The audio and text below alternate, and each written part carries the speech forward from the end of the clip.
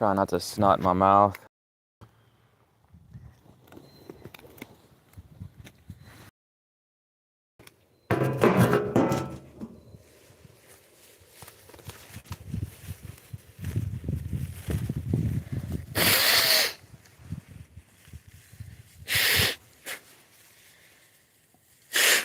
Another day on YouTube live stream, another 10 views. Another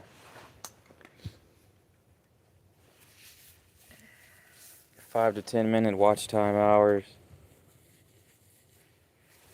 I know, man, I know. So that's why y'all see people be doing crazy shit.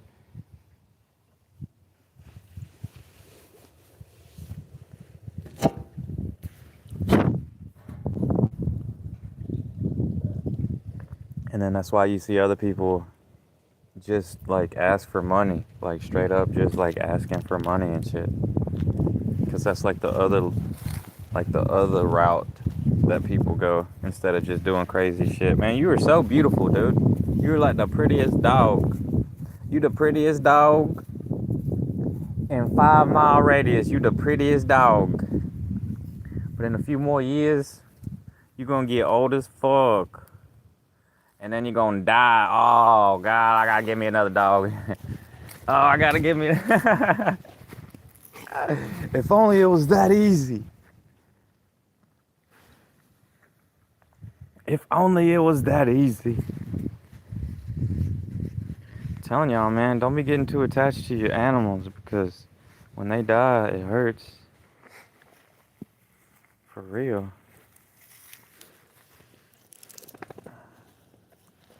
Like this one woman, her cat was gonna die, and she was trying to keep it alive in the veterinarian, and it was costing a lot of money, and then she was headstrong. She didn't want to get another animal. I know, it's sad.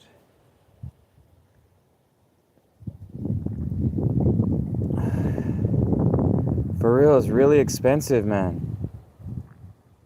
They would have tried to do surgery on him for like $600, but if they would have kept it for like 3 days, it would have been $3,000 or 2 days. That's like a lot of money, man.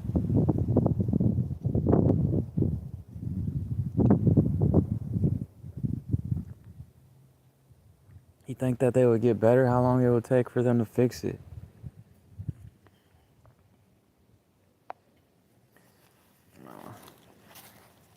No, that did happen to me one time though.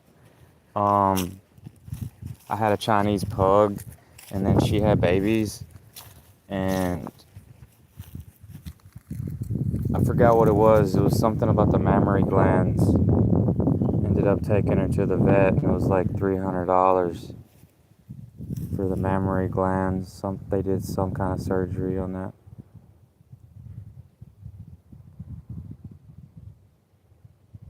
Look at him stretching out. He's stretched out, man. I love that.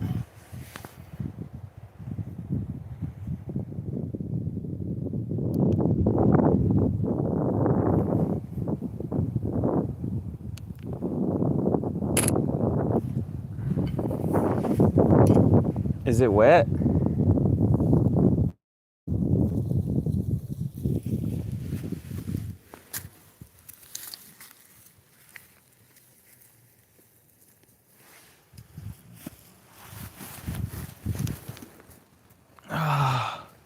Yeah.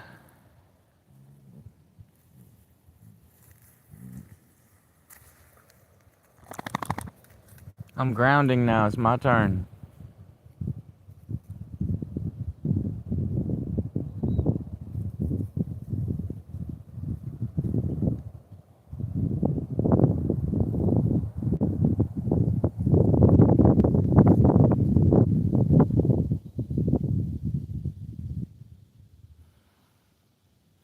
Ugh.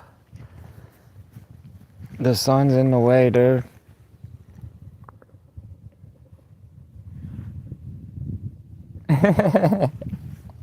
Sorry, I got the camera in the way. You alright, man? You alright? You alright? Oh! You're funny, dude.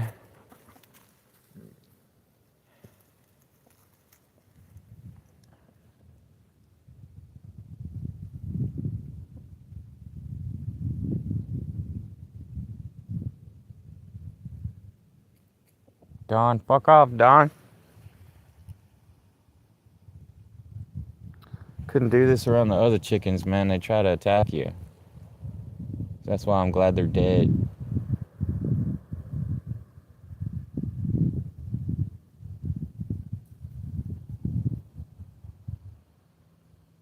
Probably got a scar on my head from one of them. Blood was running down the side of my neck, down my ear, and the back of my ear, on my neck. I was bent over trying to pick something up, and then one of them roosters just freaking jumped up on that tree and then jumped on my head. It felt like it felt like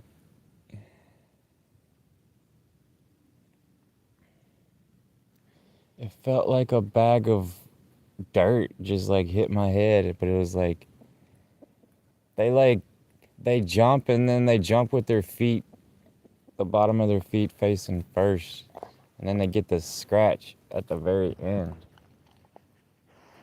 Trying to claw shit.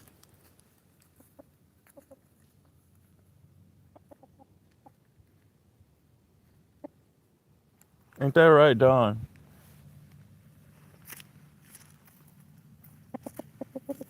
Whoa, whoa, whoa. Whoa, dude. You're cool, man. You're cool. Okay, Don. Chill, Don. Chill, dude.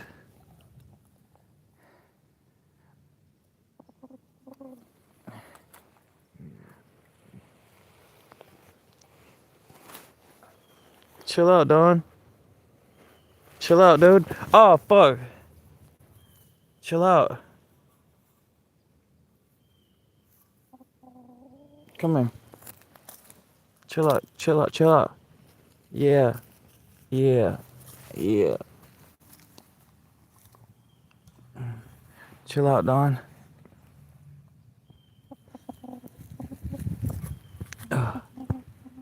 You're cool, man.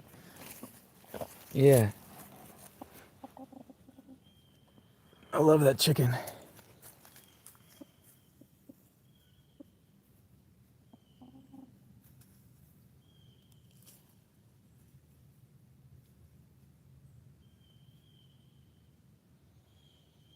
I'm grounding, bro. I'm grounding right now.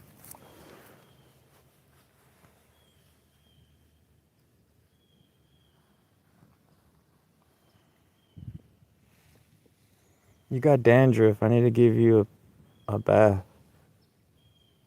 It's been so cold, though. Nobody want to take a bath.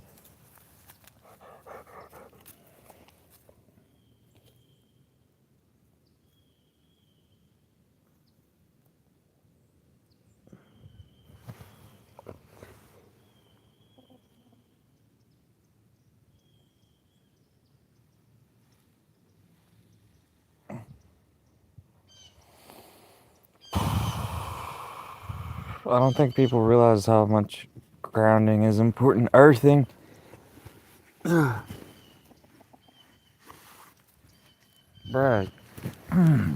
I'll fucking grab you like a fucking chihuahua lap dog.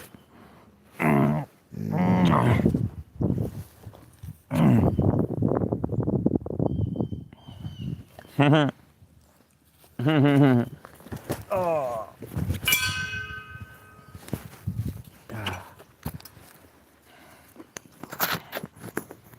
Man, you're all about rubbing up on something. I ain't never had a dog like this, boy.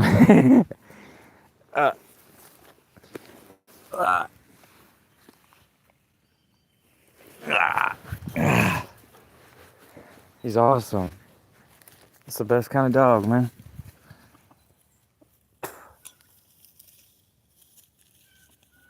He just picked him up a stick from the old garden.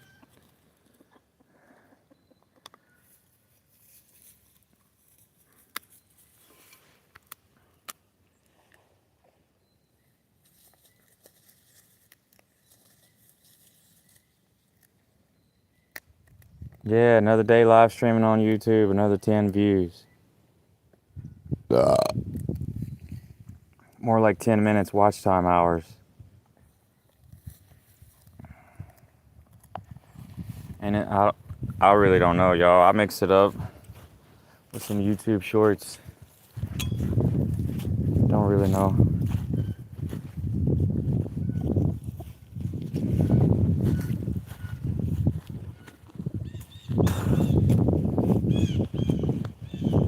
It'll add up. This woman, when she started singing, she got monetized on YouTube in a month. Because she always wanted to be a singer. But she's so beautiful, though. She looked like one of my ex-girlfriends without the Asian part.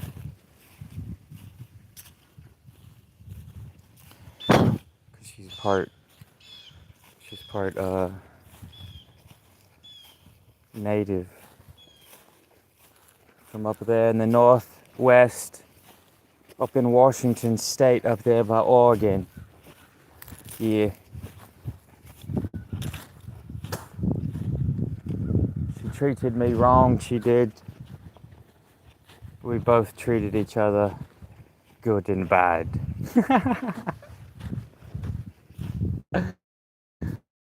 Oh, yeah.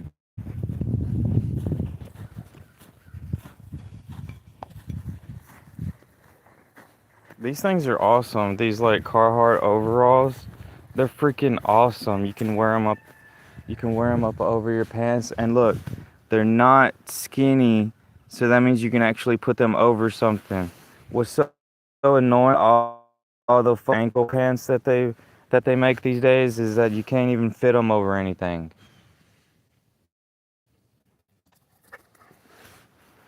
No, I'm not into the skinny pants. They show my balls and my dick too much.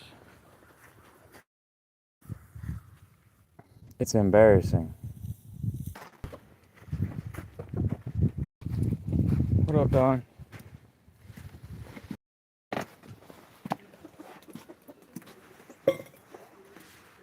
I ran out of coffee, man. God damn.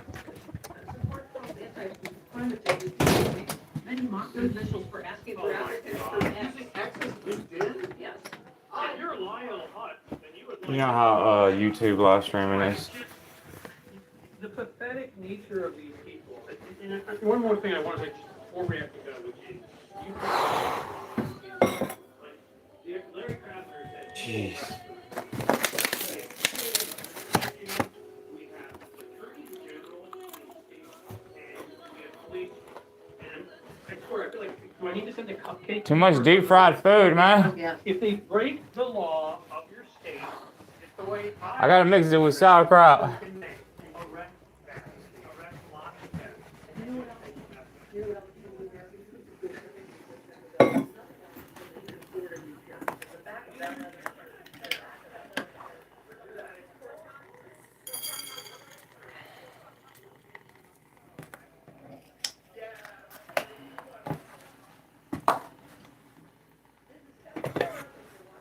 Well, I have a microphone, I'm just not really a singer. I don't like the idea of singing.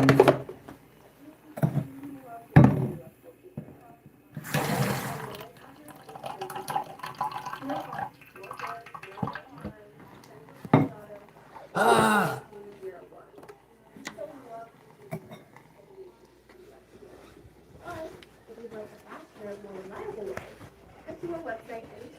And that Tom Hartman about to go live, y'all. That Tom Hartman, y'all subscribe to Tom Hartman.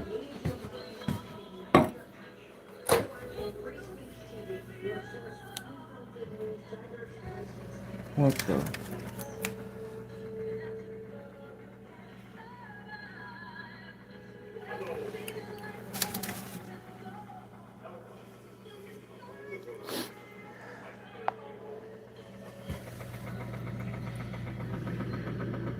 How long are these supposed to be in the bottom? Because I got sick like that one time. I don't think that ham any good anymore.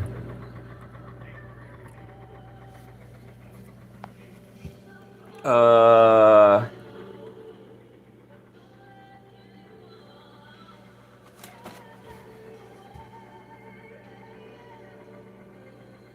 says keep frozen.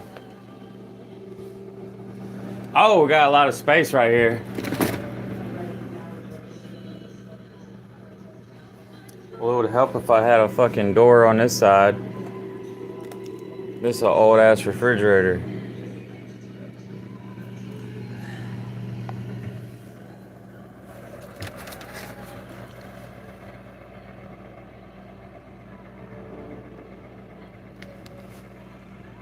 Damn, that looks good. It looks like some slit round eye roast.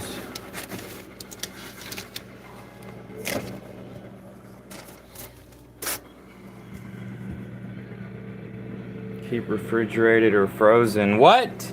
It says keep refrigerated or frozen. How long until they go bad on the bottom though?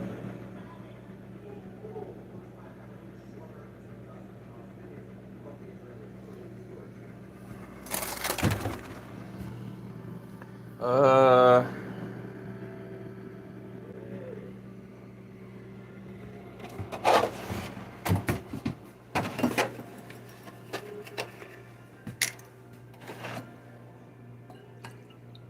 for real, man. I know deep fried food is bad for you.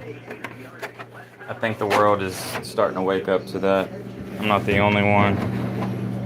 There was this other guy live streaming from his car and he was talking about it. He was like, oily food, no. Talking about this. And this. It's a frog leg.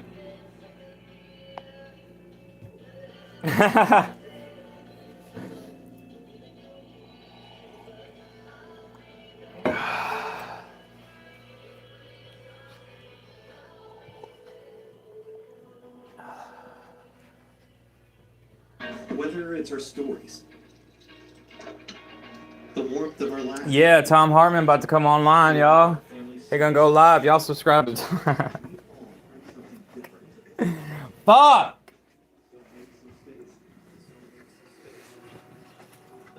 Bunch of bad news, man. Bunch of bad news. But he says, vote,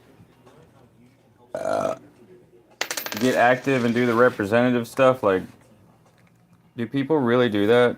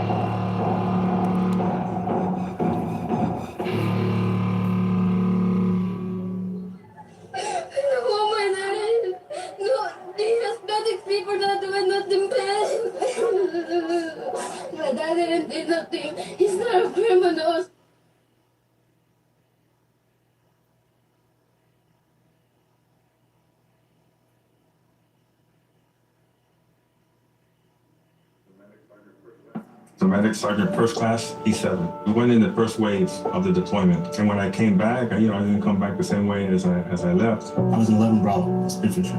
Deploying is what we signed up to do. Fighting wars, protecting civilians back home. I never got to do that, so there's a bit of embarrassment there. I was the gunner on top of a Humvee. An IED exploded about 10 feet from me. I have scars that will never go away. The loneliness and the emptiness that I felt. Suicide was something I thought of every single day. Still feel weird around the title of the veteran. If you could say anything to that veteran, Damn, man, that's messed what would you up. say? I would tell any veteran, You deserve it. Reach out for help now because it'll change your life. It takes courage to do that, and you realize you're not alone. Do you want to tell them? They're here. You deserve because you served. If you're struggling with life after service, don't wait. Reach out. 10 years from now, whose voices will shape America? The liars and grifters? Or the progressive voices holding the powerful to account? You can make sure independent media survives, not just today, but for years to come. Consider adding Free Speech TV I'm gonna to eat me your a fucking wheel. frog leg, baby. To learn more, call us at 303-542-4819. Thank you. Hi, I'm Nicola with Free Speech TV, where independent voices unite.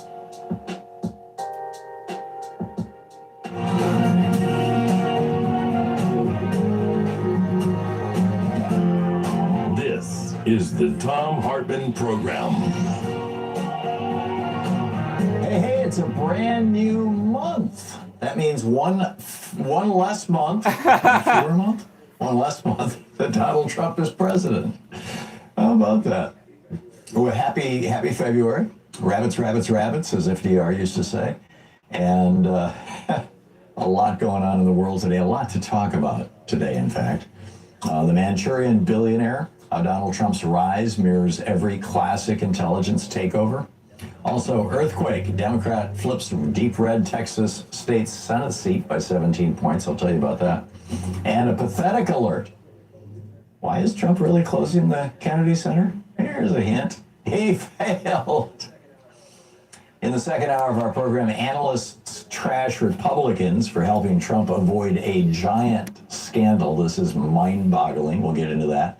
And a closer look at the Epstein documents and the people, including Trump's nominee for Fed chair, is pretty mind-boggling. And a leaked memo reveals ICE is claiming new warrantless arrest powers.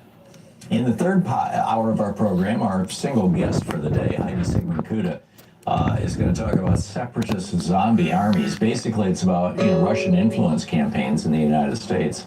Yeah, they fucking Also, with are it. millions too complacent on the upcoming election plot? And a Look like a mystery bunch alert. of bots on Explosive Twitter whistleblower. X. A claim about Tulsi Gabbard is apparently locked in a safe by Trump. Why is that?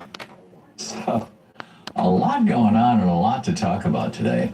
I think the key to the whole thing may be my op-ed today over at HartmanReport.com. This is my daily take. It's titled "The Manchurian Billionaire: How Trump's Rise Mirrors Every Classic Intelligence Takeover."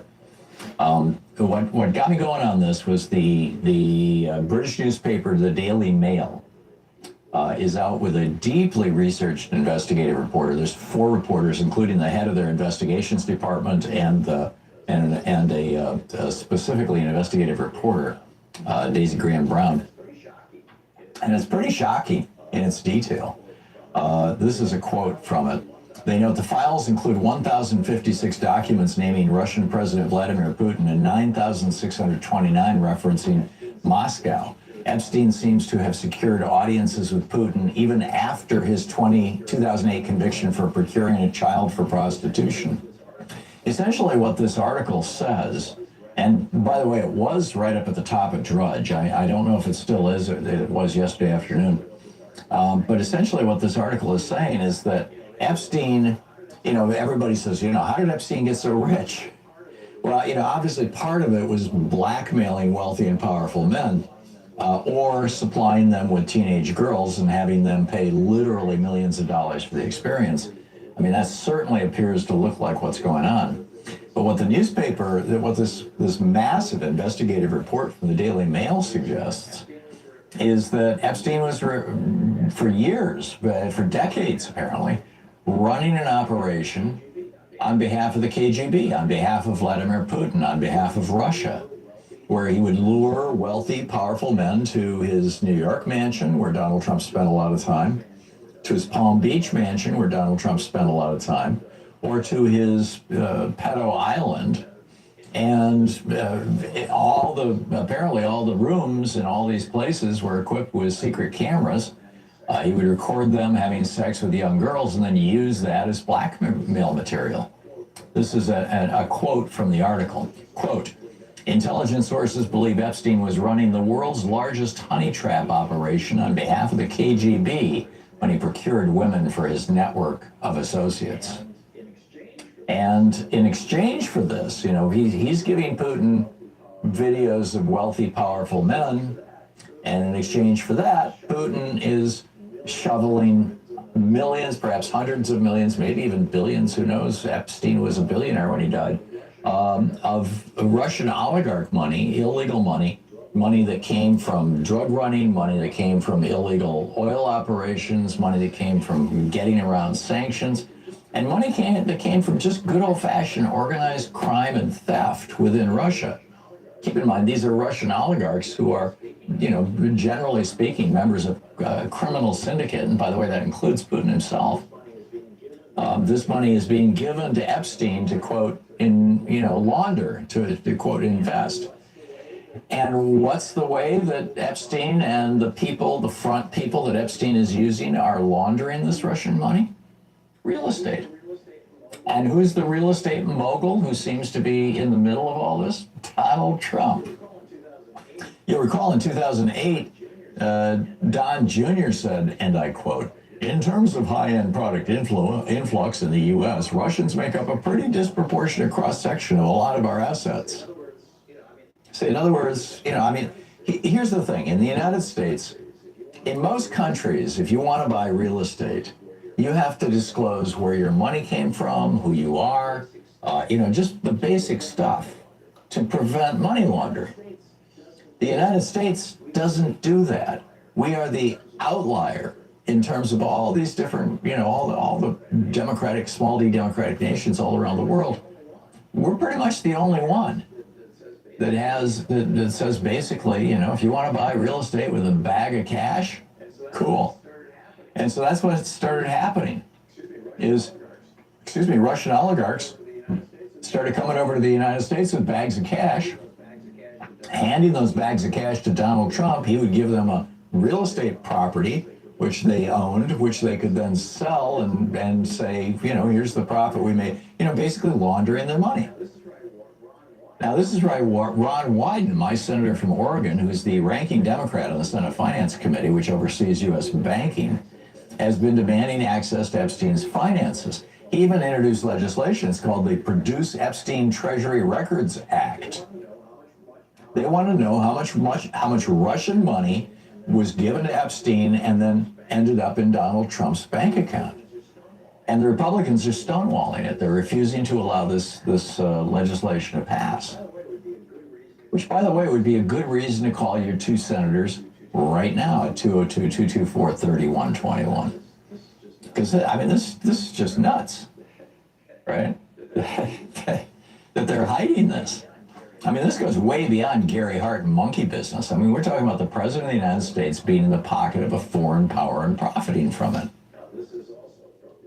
This is also from the article. Other messages revealed Epstein claimed he could give the Kremlin valuable insight into Mr. Trump ahead of a summit with Putin in Helsinki. In a June 2018 exchange, Epstein indicated that Vitaly Churkin, Russia's ambassador to the UN, understood Trump after our conversation. Earlier in the month, Epstein has also messaged Steve Bannon, a Trump ally, to tell him Mr. Jaglin was due to meet Putin and Lavrov and was then staying overnight with him at his mansion in Paris. End of quote from the Daily Mail article. Epstein, of course, died under suspicious circumstances. So if Epstein had given Putin video of Trump having sex with underage girls, and Putin knows, and Trump knows it, and has known it for decades, how might that have changed Trump's behavior? Could that be why he hung a photo of Vladimir Putin in the White House? Or could that be why Trump goes along with Putin's daily slaughter of Ukrainian, mostly children? Is that why, Trump gave Putin's top diplomat information that burned a spy in an anti-Russian operation? Is that why he tells the world that he trusts Putin over U.S. intelligence agencies? Is that why he put a Putin-friendly conspiracy nut in charge of all U.S. intelligence? Is that why he's trying to severely damage NATO, a perpetual thorn in Putin's side? Is that why he's trying to shatter our alliance with the EU and other democratic nations in ways that may well last for generations? Is that why he's refusing to make America's dues payments to the United Nations, causing that body to have to shut down this summer, perhaps permanently? Is that why he's trying to steal, why he did steal U.S. intelligence secrets, including top secret nuclear information, and put it in a ballroom and a bathroom where a Russian spy who was frequenting Mar-a-Lago could have gotten access to it and made there was a conveniently located photocopy machine there? Is that why he's unleashing ICE in a way that turns Americans against each other, leading the United States to what Dmitry Medvedev, Putin's number 2 guy, says any day now, America's going to have a second civil war. I mean, these guys are gleeful about it. Is that why he gutted America's soft power by shutting down USAID, turning basically the third world over to Putin? I mean, this is, Trump has been having all these secret conversations with Putin forever. We know that Paul Manafort, his campaign manager in 2016, was a Putin employee, and he was working for free for Trump, and he was funneling campaign information, secret campaign information, to Putin through Russian intelligence in 2016 so that Putin could deploy an army of bots and shills and trolls to help, convince young men to vote for Trump. Trump pardoned Manafort, by the way. I mean, it just goes on and on. The Mueller investigation identified 10 specific examples of times when Trump broke the law, committed criminal obstruction of justice to try to block the investigation into his associations with Putin. I mean, this is the CIA noted that after Trump asked for a list of all of America's spies, just a few months after that, the CIA reported that suddenly their spies all around the world were being killed. Nobody's sure exactly why or how or what happened. I mean, it just goes on and on and on, right? I don't have enough time to go through the whole list here, but it's all in my article over at HartmanReport.com. So let your elected officials know about this, particularly Republicans.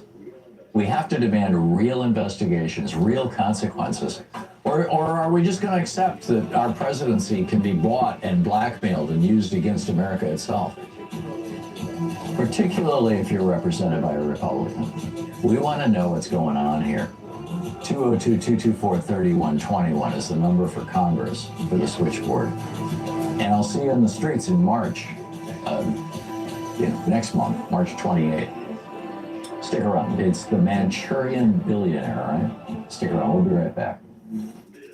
This is the Thom Hartmann Program. 18 minutes past the hour, defending America from the weapons of mass deception. I'll be right back with you.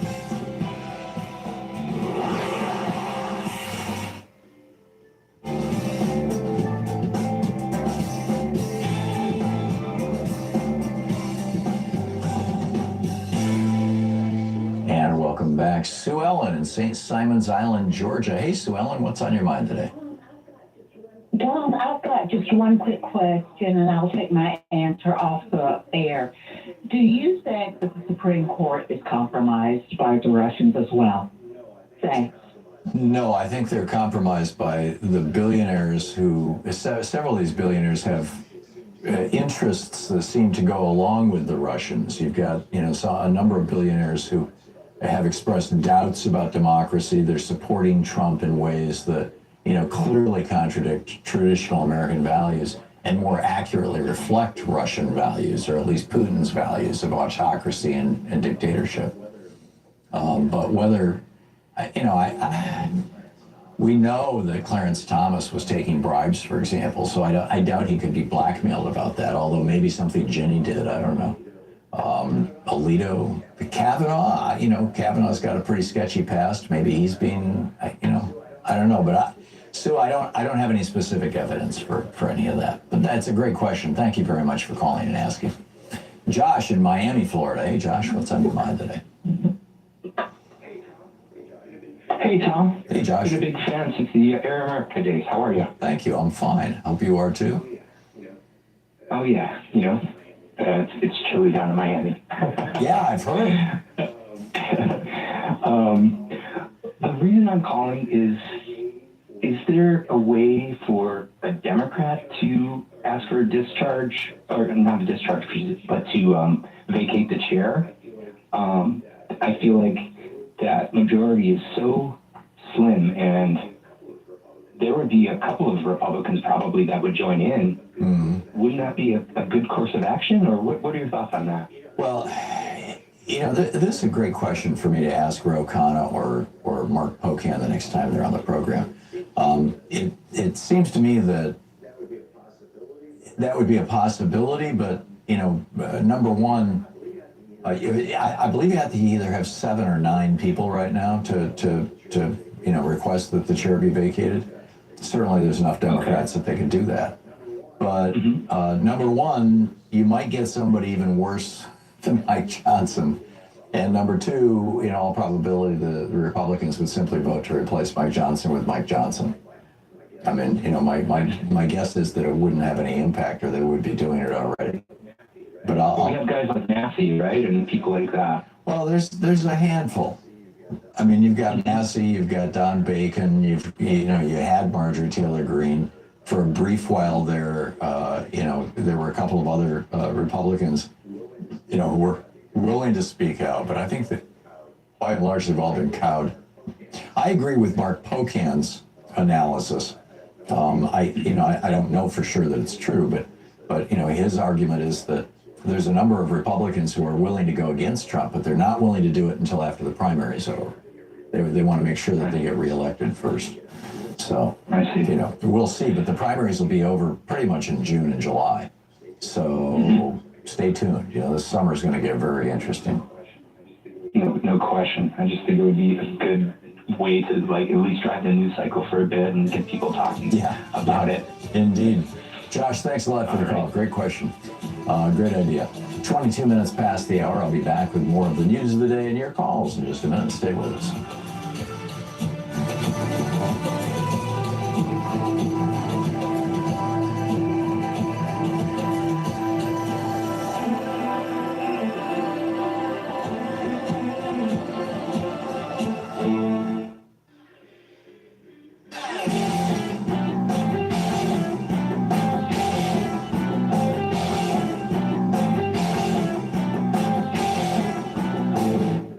Missed my opening rant today? It's usually published over at HartmanReport.com, where you can read it and share it with your friends for free. Check it out, HartmanReport.com. We've all gotten so used to living in a country where people are trying to crowdfund, cancer research for children. St. Jude's is a wonderful charity, but we're the only developed country in the world that needs, where you have to go to people and beg for money in order to treat children with cancer. Or Shriners. I mean, another great charity, but shouldn't we all be funding children who are born with birth defects and problems like that? We're probably the only country in the world where you can sell your life insurance policy because Social Security doesn't cover your retirement. I mean, that's probably not happening anywhere else in the world. Or reverse mortgage your home because you can't afford it. I mean, this is crazy that we are living in a country where No Kid Hungry, a charity. You can read all about it. There's a whole op-ed I wrote about this over at HartmanReport.com. It's titled America's Sickest Reality Show, Crowdfunding Cancer Care While Billionaires Hoard Billions. Check it out.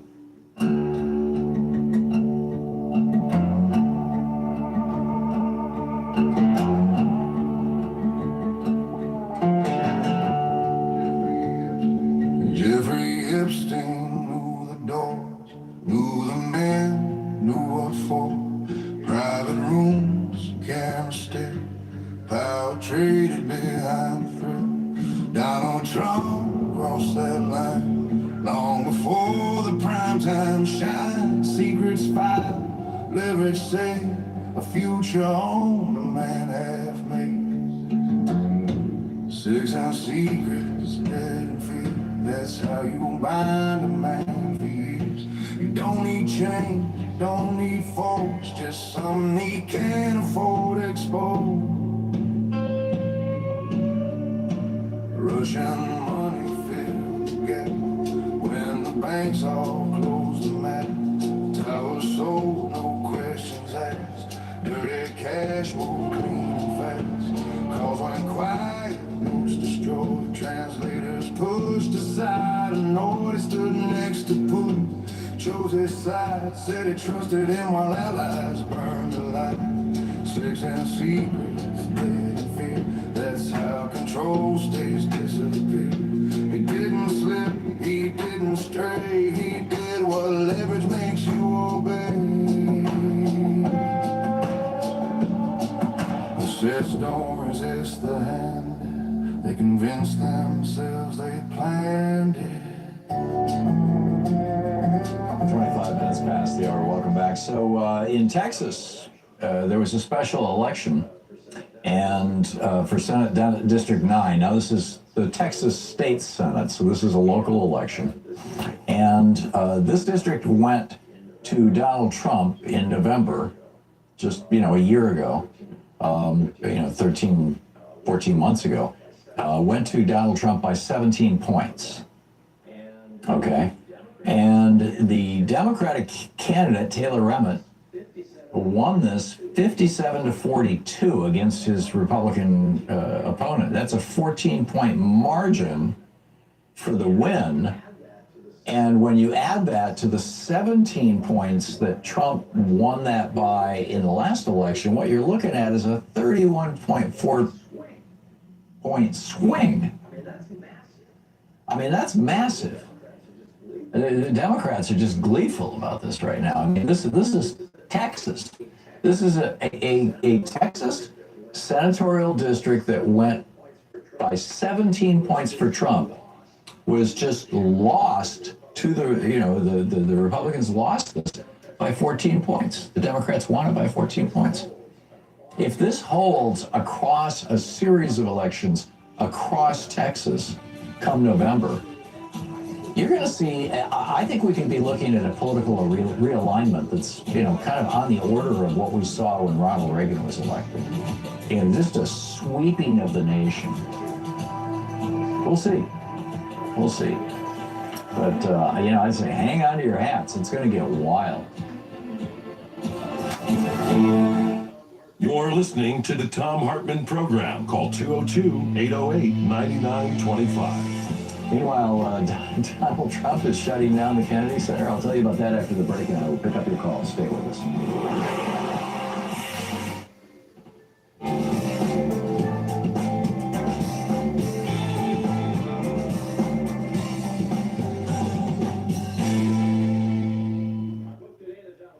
Our book today in the Thom Hartmann Book Club is Stokely, A Life by Peniel E. Joseph. This is from the preface. Stokely Carmichael is a troubling icon of America's civil rights years. His Black Power call became a national Rorschach test. Whereas many blacks viewed it as righteous, many whites saw violent foreboding. Newspapers brooded over Carmichael's words, quickly forming a consensus that judged the slogan to be at best intemperate and at worst a blatant call for anti-white violence and reverse racism.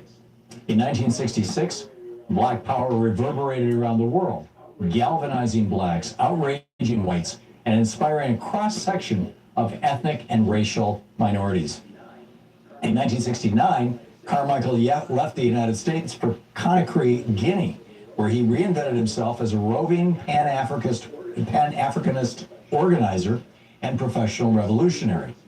For the next 30 years, he remained an energetic dissident, a throwback to the heady years of the 1960s. Carmichael turned the quest for black political power into his life's work. His faith in a style of politics many considered anachronistic came out of the same tenacity and stubbornness that once made him one of the most effective and controversial activists of his generation. These same qualities, however, limited Carmichael's efforts as a Pan-Africanist political mobilizer. Before leaving America, Stokely resigned as Black Power's glamorous enfant terrible. Telegenic, brash, equal parts angry and gregarious, whether dressed in three-piece suits, leather jackets, sharecroppers' overhauls, or African dashikis, Carmichael became to represent the era's multifaceted identity, a hipster hero whose easy grace allowed him to consort effortlessly with both the dignified and the damned. The name Stokely Carmichael first came into my consciousness when I was a young boy coming of age in New York City. As the proud son of a Haitian mother who belonged to local 1199 Hospital Workers Union, part of SEIU, I grew up hearing stories of how civil rights activists, Black Power revolutionaries, Pan-Africanist freedom fighters, and trade unionists helped to shape a new world in America and beyond. By the time I was in elementary school, I was on my first picket line, accompanying my mother in support of an 1199 strike. Both Malcolm X and Martin Luther King supported 1199 during the 1960s. Stokely Carmichael's political importance came into sharper focus when I was in junior high after the premiere of the landmark PBS documentary series Eyes on the Prize, which featured the 24-year-old Carmichael's fiery Black Power speech and rightly characterized Stokely as his generation's heir to Malcolm X. Over the course of a decade of research on Carmichael, I would come to understand him as that and much more. Carmichael's youth, casual dress, and charisma made him an easily identifiable hero, one whose quick smile and passionate speeches left an indelible impression. An adopted son of the South by way of Trinidad, the Bronx, and Harlem, Stokely adapted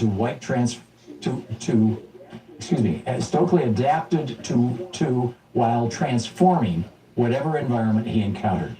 As a native New Yorker growing up in the city's tense racial climate of the 1980s, I found Carmichael's survival instincts appealing. As a young graduate student in Philadelphia, I had the opportunity to hear him speak and briefly met him afterward. He encouraged me to stay committed to the Black freedom movement, a struggle he defined as infinite. With his flowing African robes, gray hair, and white beard, he looked like a prince, and he had changed his name. He was no longer Stokely Carmichael. As Malcolm Little had become Malcolm X and later El Hajj Malik El Shabazz, Stokely had become Kwame Ture. It was a name that paid homage to his two African heroes, men who had been the first presidents of their countries, Ghana's Kwame Nkrumah and Guinea's Sekou Touré. Kwame Ture spelled the Guinean's name not as the French did, as white Europeans did, but as Arabs and Muslims did. Sekou Touré, S-E-K-U-T-U-R-E.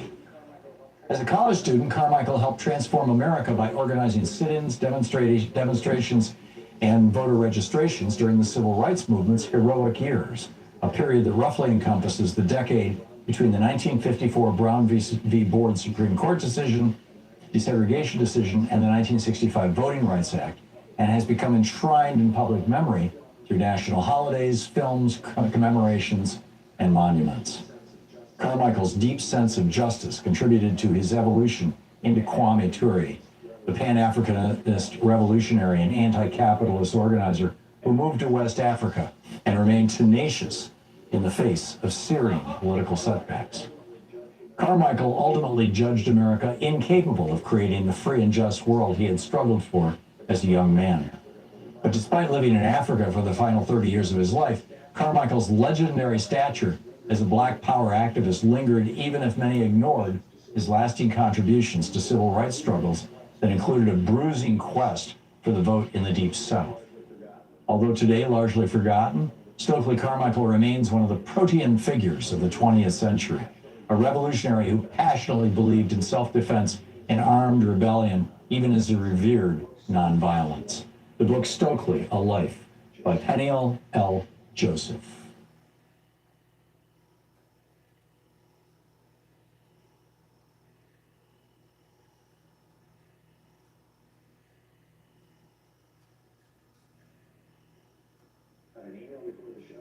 Got an email before the show giving you all the topics coming up so you can be fully informed and ready to interact with our program. Or that after the show, we send out Sue's stack, a list of every topic I've discussed, along with clickable hot links to every source of information I've shared with you on the air. It's all completely free and available over at tom.tv, THOM.tv. Check it out. In the ballroom, dripping gold, where the chandelier still gleams, a man stands in the shadow, selling all of the dreams. He smiles for the cameras with his hand out. the workers sweep the floors and the truth rolls by. Oh, the thief in the ballroom, dancing in the light, counting coins of daylight, stolen from the night. He calls it freedom, he calls it fame, but it's just greed in a tux at the Golden Gate. 35 minutes past the hour. Welcome back. So, Donald Trump announced yesterday that he's going to shut down the Kennedy Center for 2 years.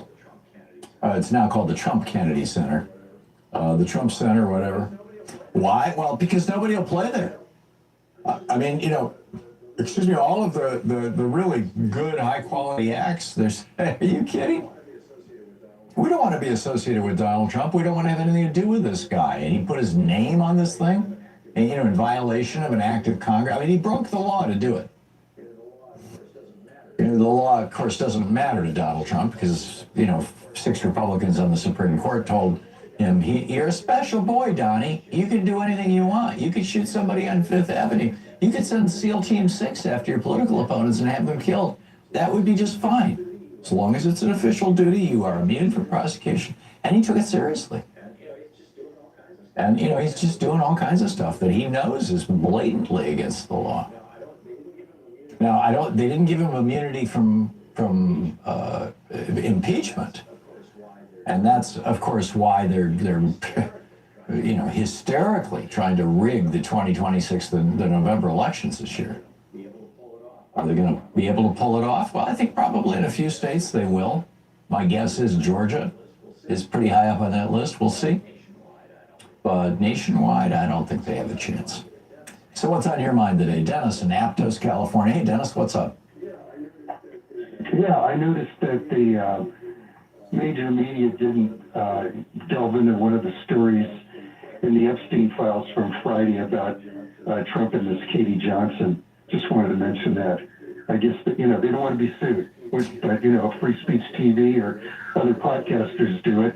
Trump probably doesn't care because there's so many of them anyway. I think the problem for the mainstream media is, you know, for people who don't know what we're talking about, Katie Johnson alleged in a lawsuit against Donald Trump many years ago, several years ago, that when she was, 13? 14? 14. Yeah.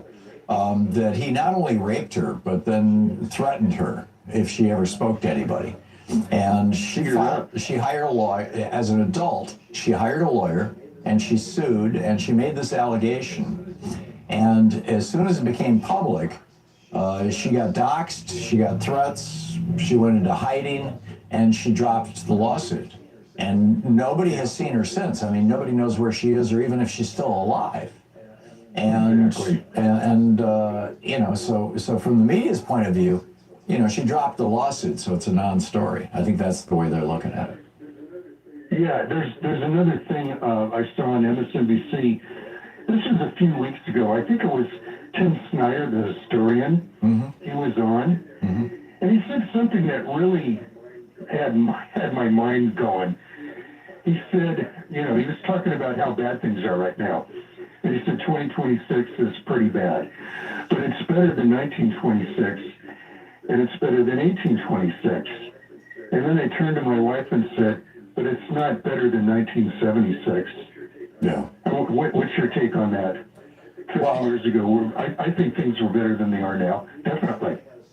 We certainly had a stronger adherence to democratic norms, small d democratic norms on the one hand. On the other hand, you know, segregation and discrimination and the rights of women and minorities were substantially less than, at least they were until before the Trump presidency. But, you know, if he was talking about, you know, things were better, you know, 100 years ago, I guess it depends on who you're talking about. You know, better for whom? You know, for white men, for black people, for black women, for women in general, you know, for children in terms of their rights. No, I don't think things were better. Well, I would have to say 50 years ago, there seemed to have been a consciousness about the fact that If I could paraphrase from Terra Power, the jazz soul band from years ago, that there's only so much oil in the ground. That was kind of the thinking then, that we were going to run out of oil eventually, and we'd have to make a transition to renewable energy and to alternatives. Alcohol fuel was kind of a big thing then. And it just, states are starting to get rid of the marijuana laws.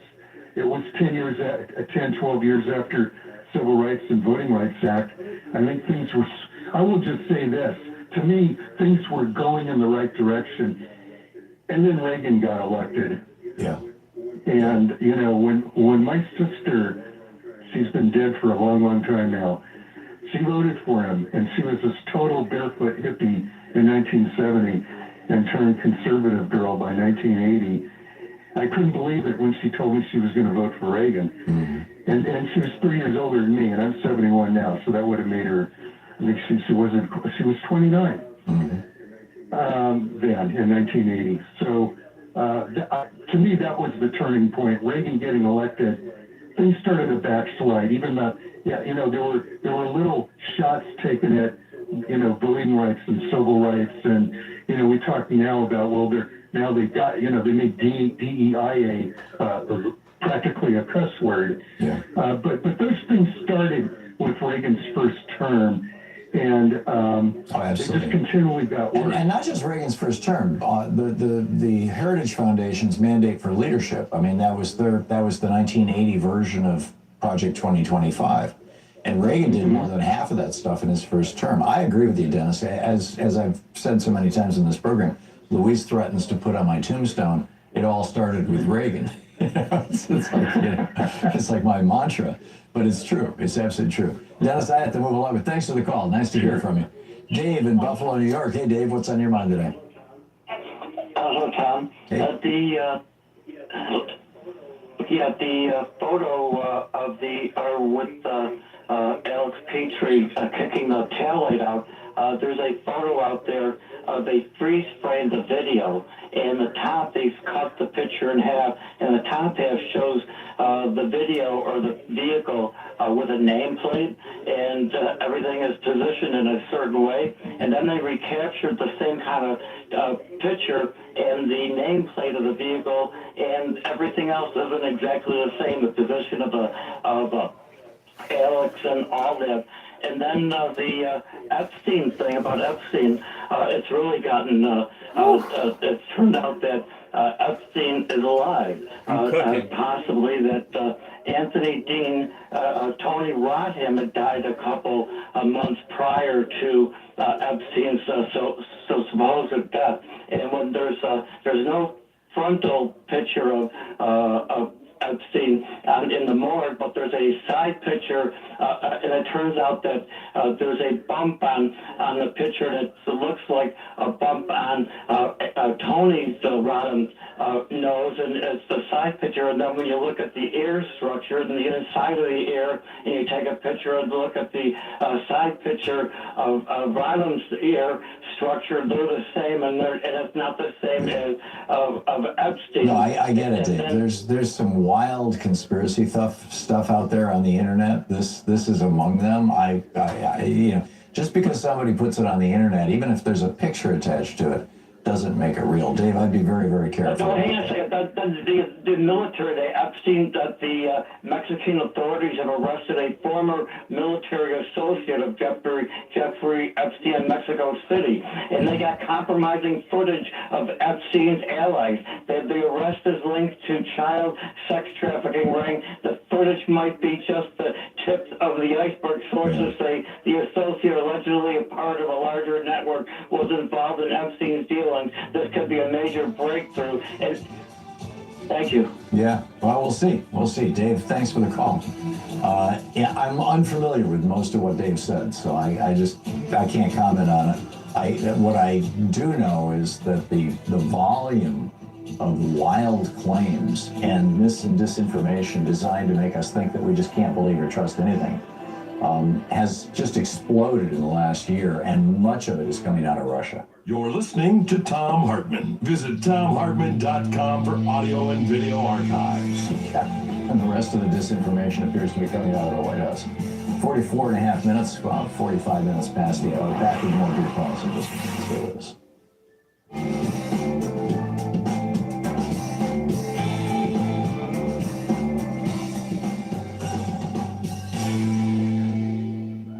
And welcome back. Dave in Federal Way, Washington. Hey, Dave, what's on your mind today?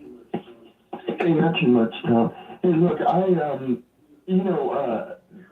you're right.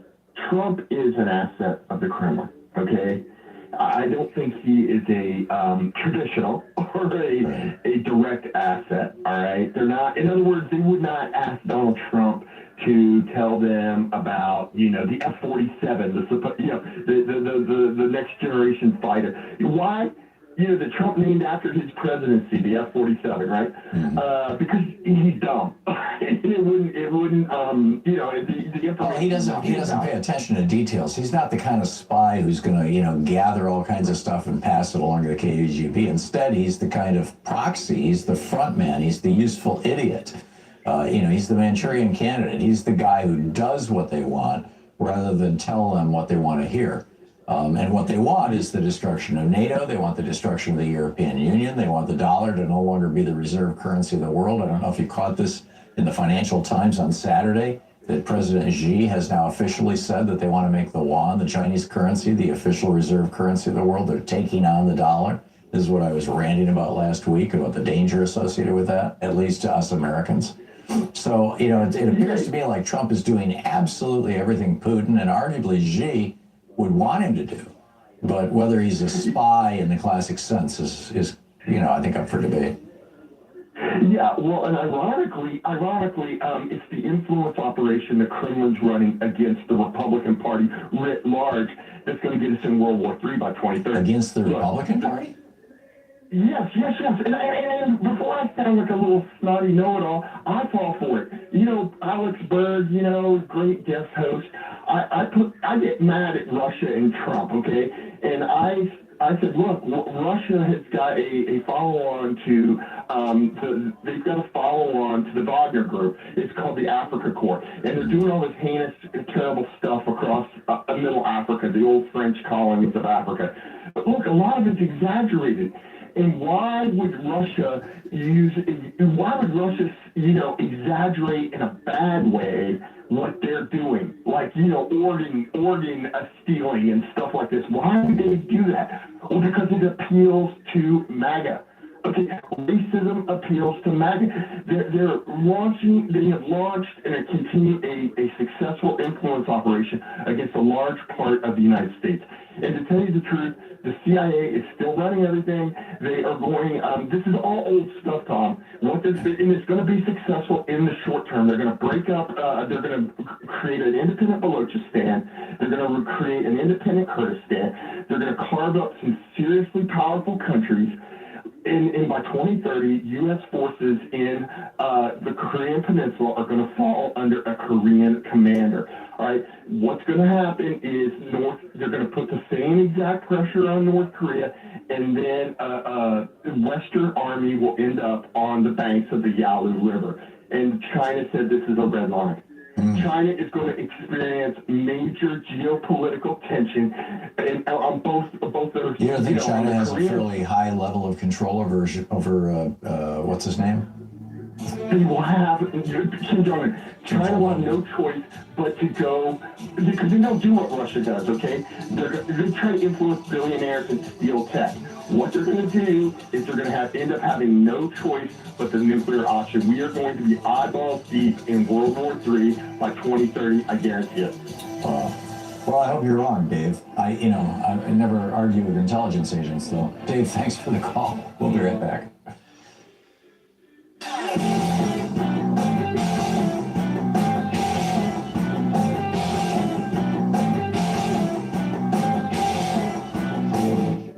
Hey, thanks so much for sharing our program and for reaching out to our stations and sponsors and letting them know that you're listening. It really means a lot to us.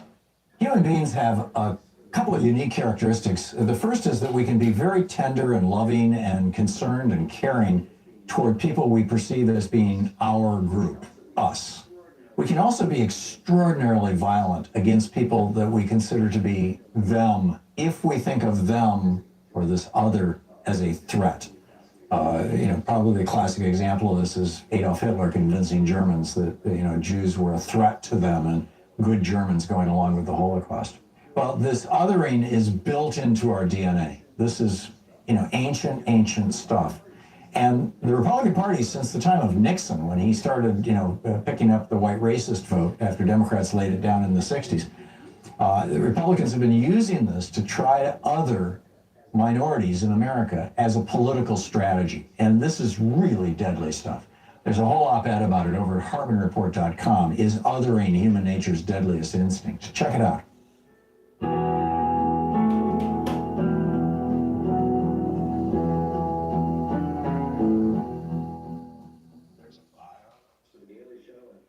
To the Daily Show and a reporter with KTNF, AM 950 in Minneapolis. Minneapolis-St. Paul, our Twin Cities affiliate. John, welcome back to the program. How's Minneapolis and how was the weekend? ICE didn't murder anybody this weekend, so I guess we got to take that as a win here in the Twin Cities. We actually saw and I'm sure everyone knows by now, hopefully they do, that Liam Ramos and his father were released this weekend. They actually live and go to school. Liam goes to school in Columbia Heights. They actually had to shut down Columbia Heights public schools today because there was a bomb threat that was emailed in to several locations, and it was too close to the start of school for bomb squads to go in there and clear it out. So the reason why I mention that is that Columbia Heights is one of the major target areas for ICE operations in the Twin Cities. It is a heavily diverse population, but also a really working class population.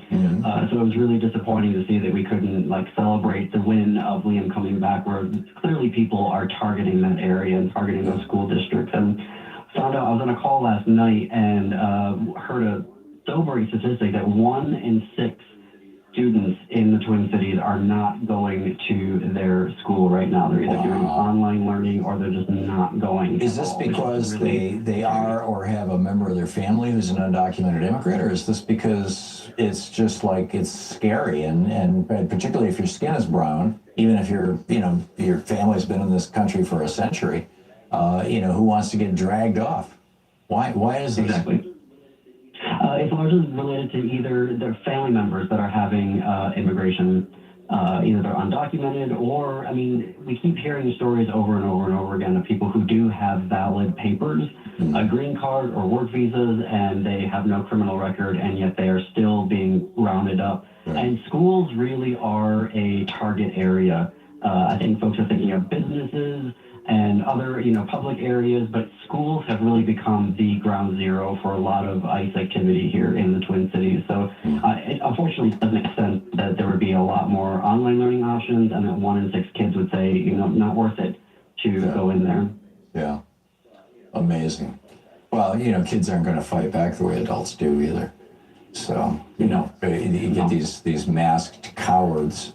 And I don't know how you can call them anything other than cowards. They're afraid to show their faces. These pathetic, man boys who are strutting around trying to make up for their lack of masculinity. There was a big protest over the weekend in Minneapolis, wasn't there? There was on Friday afternoon, and I was caught off guard. Myself, a number of other folks didn't realize how big that protest was going to be. We knew that there was going to be another strike, and not as many businesses closed down on Friday because they just couldn't afford to be another Friday off. But there were a lot of folks that said, instead of striking, we're going to donate money or services. But we had tens of thousands of people downtown Minneapolis. They did a whole walk around an entire square block of downtown, which is pretty impressive. And we have a lot of organizing. The folks who are organizing these protests across the city are now joining in a larger movement to have a general strike here in the Twin Cities. That was the call that I was on last night. So what's happening here is being shown that it can work on scale, and now it's looking to how can we take that scale even higher here in the Twin Cities and hopefully nationally. Yeah, there you go. What else is up? So I wanted to know know a little bit more about City's Church because, again, the DOJ announced 2 more arrests. Hang on just a second. Today, City's Church is the church that was disrupted where Don Lemon got arrested? Correct. Yeah, okay. Correct. Where the pastor local is an ME. ICE official, yeah. Yeah, so this church was actually founded by Joe Rigney, and Joe is now out in Idaho as an associate pastor at Doug Wilson's church, and Doug Wilson's church is a super MAGA Christian nationalist.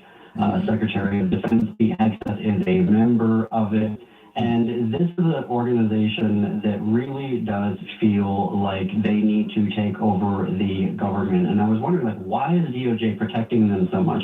It is because of their connections to Doug Wilson and this Christian nationalism, and they really do. There are, citations that Joe and the Doug Wilson, they believe ICE is their army. They see ICE as the way of leading into the takeover of a secular government and making it into Christian nationalism, which is very, very scary, but also provides some explanatory, like, why are they so obsessed with this particular church? Well, this is it right there. Well, it's not just Christian nationalism. It's white Christian nationalism. And particularly the Somalis, you're looking at brown-skinned Muslims. Mm-hmm. Which is, seems to me like why they're going nuts about this stuff too. It's got both a religious aspect to it as well as a racist aspect to it. Correct. Yeah, it's a scary time here, and he continues President Trump to go after Representative Ilhan Omar in statements saying that she should be arrested, and yeah, so they are investigating the individual. Still trying to figure out why he had vinegar. Why, when he accosted her at that town hall, like, what was the symbolism of using vinegar in a syringe? So that was, well, they use acid against women in Asia, in India and some of these and in the Middle East. And vinegar is an acid. I mean, it's not enough to melt your skin, like, because they use things like hydrochloric acid. But maybe it was supposed to represent that. I don't know. Not quite sure. Interesting. John Parker with KTNF. When does the Gailey Show play, John? 2 p.m. Central, Monday through Friday. There you go. Check it out on AM 950 KTNF. John, thanks a lot for dropping by. Thank you, Tom. Always great talking with you. I appreciate it. And appreciate the reports. We'll be back on the other side of the break. Pathetic alert. Analysts are trashing Republicans for helping out Trump. I'll tell you about this in just a You're listening to Tom Hartman.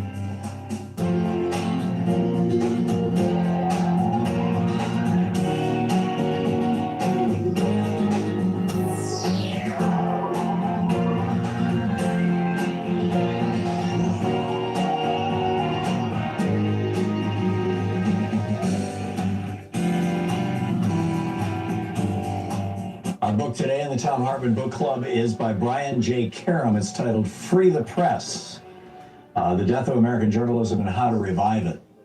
This is from the very last chapter, page 265.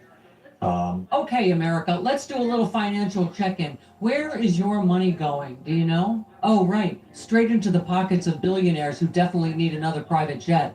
That $7 you just spent on coffee and donut, yeah, the corporate giant you're buying from probably underpays its workers and somehow still gets a tax break. Oh, and that burger fry combo, delicious. That fast food chain is likely paying off some politician who thinks basic human rights are optional. But hey, hear me out. What if you took $5 whole and redirected it somewhere that actually works for you, like Free Speech TV, the kind of media that holds power accountable rather than kissing their feet? For just $5 a month, you can support Free Speech TV, the network that won't gaslight you with corporate propaganda, and unlike your morning caffeine fix, independent media won't disappear from your system in 3 hours. Your dollars have power. Go to freespeech.org. Make the switch today.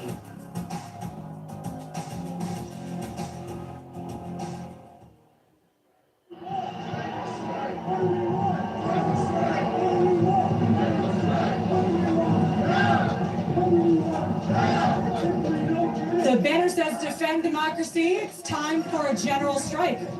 I'm going to be very interested to find somebody here to interview about this call for a general strike. But we've been asking people very interested by this call for a general strike. I know earlier today, Mayor Brandon Johnson called for a general strike. The language is starting to really float around. So can you share your name, where you're from, and kind of what made you want to hold this banner today? Yeah, so my name is Amira. I live in Humboldt Park. I'm from the suburbs of Chicago. And the reason why I'm here supporting a general strike is because the reason why we even have an 8-hour day in the first place is because Chicago went on a labor union strike. And we put the pressure on to take it from a 12-hour day to an 8-hour day. We the people have the power. We just have to take it back. These billionaires take money from the labor that we do. If we choke them out, if we cut off working for them, they won't get money. It's our money. It's supposed to go to us. And so when we go on a general strike, we're basically saying we want our money to go back to us. We want our power to go back to us, not to these fascists. Definitely, I like what you said about power. I think the concept of a general strike is that people in the United States often don't quite understand what a general strike is. So can you explain what that would look like, what that would mean for people? To me, a general strike would look like Chicago supporting itself in the long term, being able to distribute food resources to ourselves, being able to say, look, we've had enough. Even a worm will turn. We've been pushed to our limit. We can barely afford living. We can barely afford survival. And so when we're in this position, what else are we supposed to do? We're supposed to cut them off. We're supposed to cut off the tap. Stop giving them our work. It is our labor that gives this economy value. And it's that value that they take. So it's time for us to take it back. And it looks like us supporting each other. It looks like us not going to work because they can't take it from us anymore. Absolutely. Well, thank you so much. Anything else you'd like to share? I would say protect your loved ones. I'm doing this because I care about the dreams that my parents had when they immigrated here. I care about the future that they want to build for me. And I care about the future that I want my kids to have. We all deserve a better world where food and housing is a real human right. It is enough that we have to be abused just to show up to work. It's enough.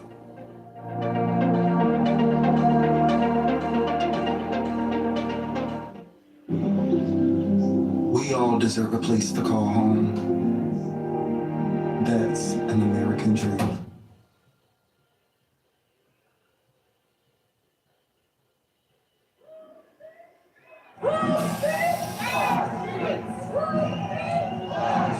"2026 is off to an inauspicious start, with the Trump administration aggressively ramping up flagrant lawlessness. The U.S. military first committed war crimes with strikes on defenseless sailors in the Caribbean, then invaded Venezuela, kidnapped its president, and confiscated its oil, all without congressional approval.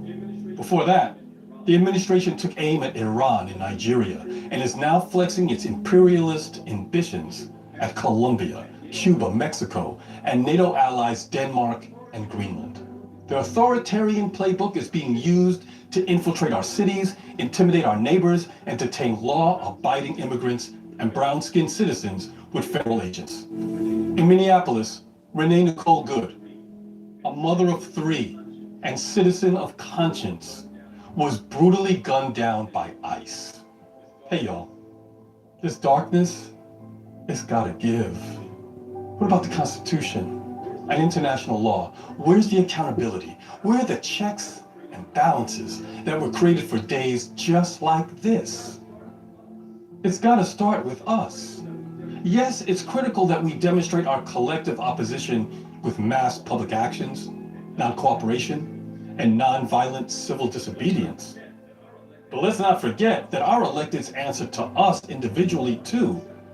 473 U.S. Senate and House seats will be on the ballot in November. Lawmakers, Republicans and Democrats alike, need to hear from us every day.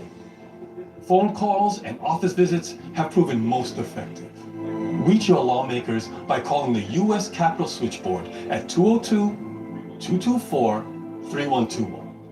A daily phone call takes less than 2 minutes of your day. That's 202-224-3121. Our representatives only act when they're forced to. Demand that our Congress members do their job by holding accountable an executive that has proved criminally dangerous on our streets and the world over. The future is counting on us. Peace.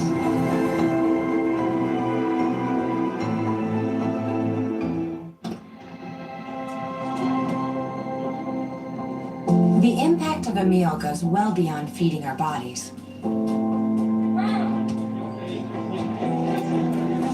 Because when people are fed, futures are nourished. Everyone deserves to live a full life. And with your help, together we can end hunger.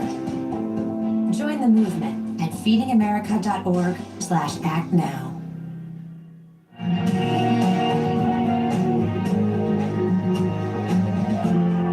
This is the Thom Hartmann Program.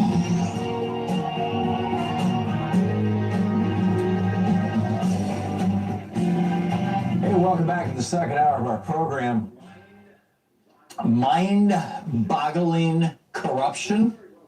I mean, this story broke over the weekend, and I don't think most Americans have any idea the consequences of this, what this means. The United Arab Emirates, the UAE, number one, it's not a democracy, it's a dictatorship. And, you know, a natural gas, it's a rich dictatorship. And the UAE has for some time wanted to kind of diversify away from fossil fuels, and they want to turn, you know, they want to become the Middle East's AI center or something like that. And as such, or as a consequence of that, they have been for some time trying to get their hands on these most advanced NVIDIA chips that, you know, allow you to build AI centers and AI systems that, you know, work really well. The problem is the UAE has a very tight relationship with communist China, with the Xi regime in communist China. And I mean, to the point where they share military intelligence and stuff. And so it has been illegal for the United States to give technology, you know, cutting edge technology that has potential military application, like these high-end NVIDIA chips, to the United Arab Emirates. It's against the law. So here's what happened is the week or so before Donald Trump was sworn into office, well, this is how Robert Davis writes about it over at Raw Story. The Wall Street Journal reported on Saturday morning that a lieutenant to a member of the UAE's royal family secretly invested $500 million in Donald Trump's fledgling World Liberty Financial crypto company. The investment occurred after the Trump administration approved the sale of artificial intelligence chips to the country, which had previously been denied due to national security concerns. So I said this was before his inauguration. I was wrong. It was after. A foreign government official taking a major ownership stake in an incoming U.S. president's company. This has never happened. I mean, can you imagine when Jimmy Carter was elected, if the Russians or the Emiratis, for that matter, had bought a big stake in his peanut farm? I mean, the Republicans would be beside themselves. You know, Bill Clinton and Barack Obama, to the best of my knowledge, and Joe Biden, for that matter, didn't have family businesses that you know, foreign adversaries could invest in, but Jimmy Carter did, and Donald Trump does. Now, Jimmy Carter put his in a blind trust.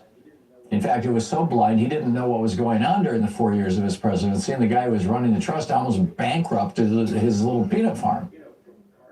But, you know, from Carter's point of view, well, that's the price you pay for serving your country. Trump doesn't believe in serving his country. He believes in grifting, in exploiting his country and using his country to basically make or steal as much money as he can. But this is the Wall Street Journal, David Axelrod, the chief political analyst for CNN, speaking about this story that the Wall Street Journal reported over the weekend.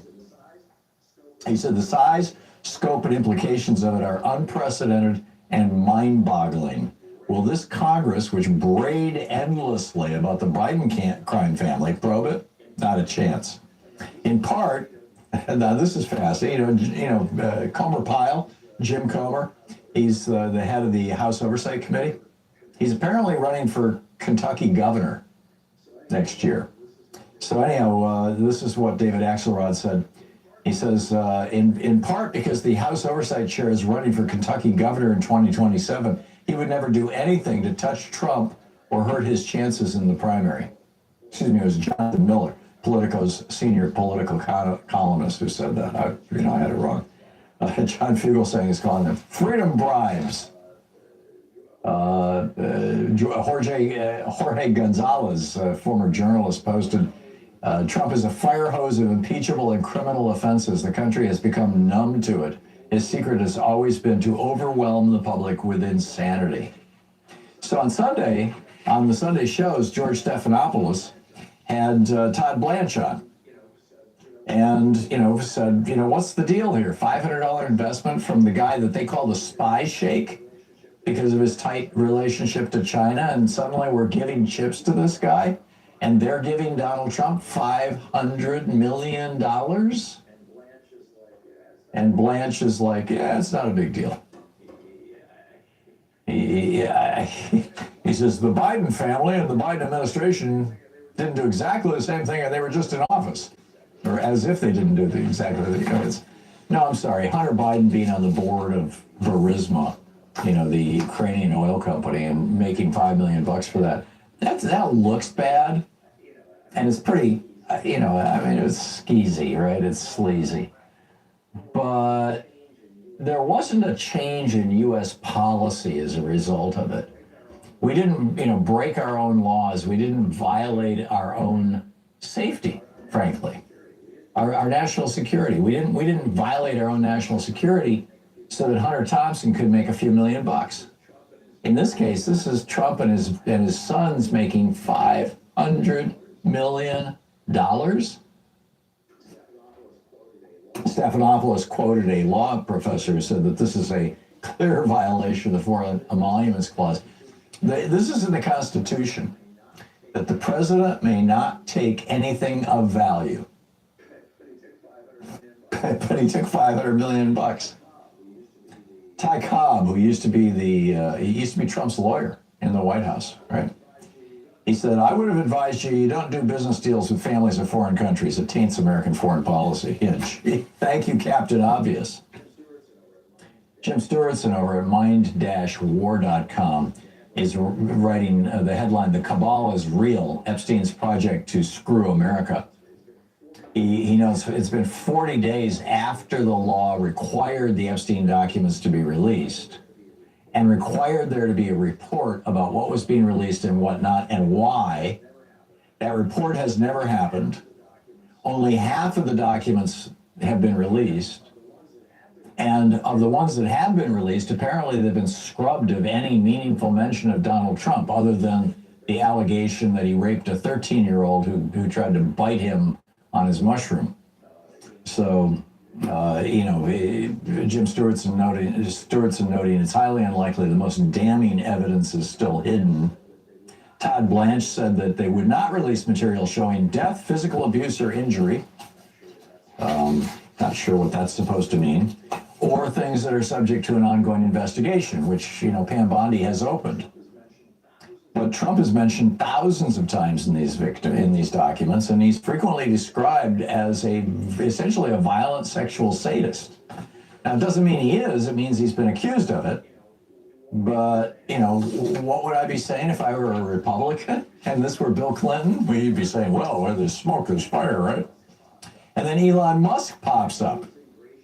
And he was ingratiating himself to Epstein for months. He tried to And, Epstein invited him to the Caribbean at Christmas along with Woody Allen, and Elon Musk answered yes.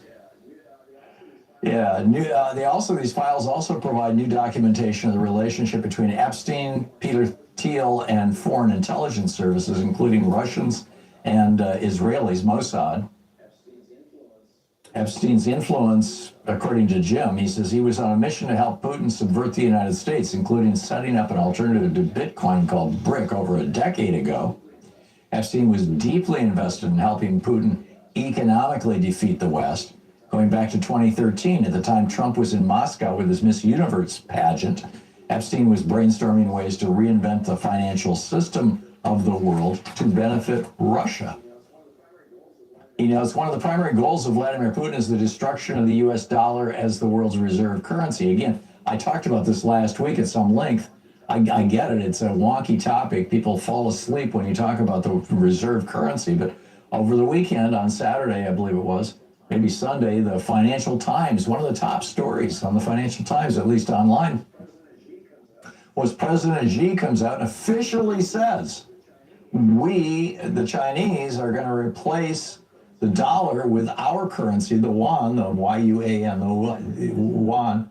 We're going to replace the dollar. It's going to take us a few years, but we're going to do it. And then you got Kevin Warsh, that Donald Trump just nominated to be the Fed chair, who would be responsible for protecting the dollar. And it turns out he's in the Epstein files. By the way, he's married to Jane Lauder. She's the daughter of Ron Lauder, as in Estee Lauder, the billionaire, who, along with Peter Thiel, has been pushing for the U.S. to grab Greenland, which would destroy NATO. So here you've got a guy who's married. This is just why, and Trump wants to make him head of the Fed. And then you got Howard Lutnick, who said, "Oh yeah, I thought the guy was creepy." Well, he's planning a vacation in 2012, 4 years after Epstein was convicted of sex trafficking, young girls, underage girls. Lutnick wants to bring 8 kids to see him.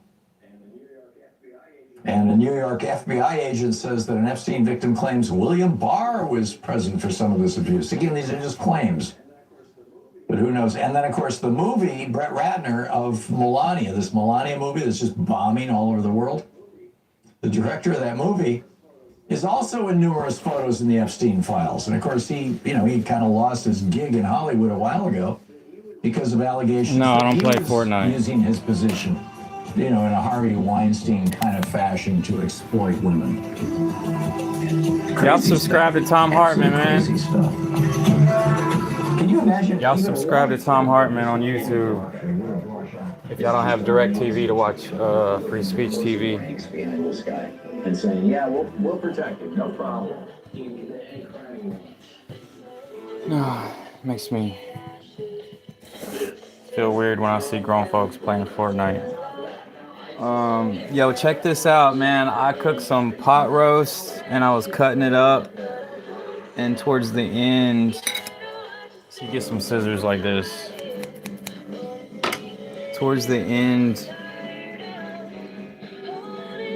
I cooked it with some cabbage, but like each time I drain the water. Drain your meat. It's important to drain your meat. And I didn't use any vegetable oil. Like, don't use vegetable oil. I recommend using olive oil, like all natural, cold pressed. And then I put some onion in the salsa. Like, I made some salsa, some pepper, a tomatillo, 2 peppers, 3 tiny little red peppers, the hot ones, and some onion. I put some onion in there and cilantro at the very end. Probably tastes good. Yo, I don't think I grinded all of it. Whoa.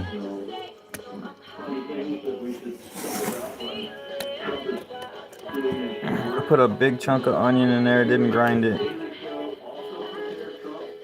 Yeah, it's still there. Oh.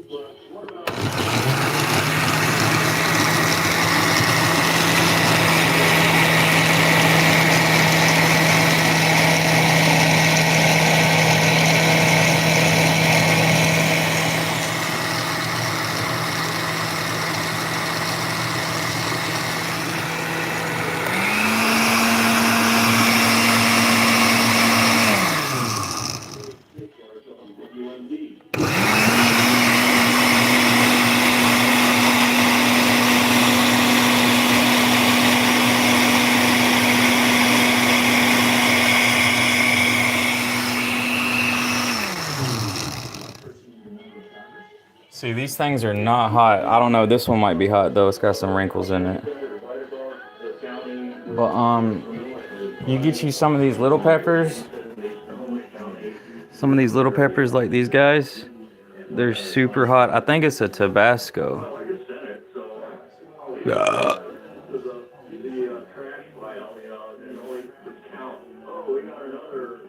The difference between that and that, I mean, it's huge.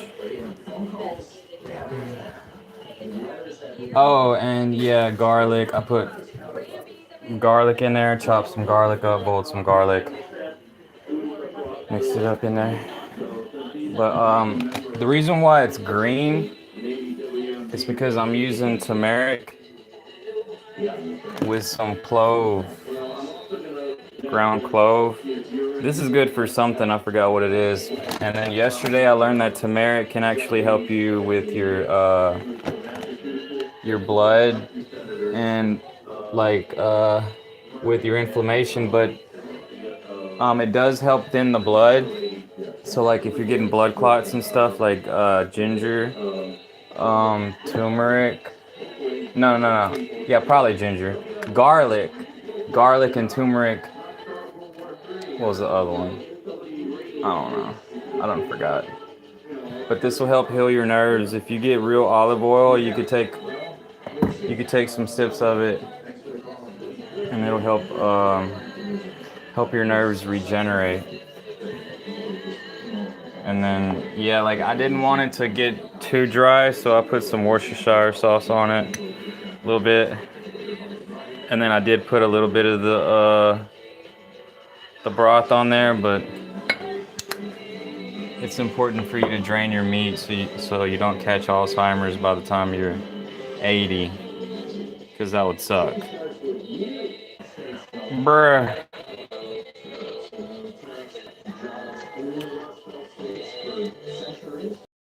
And some of this lemon and pepper seasoning.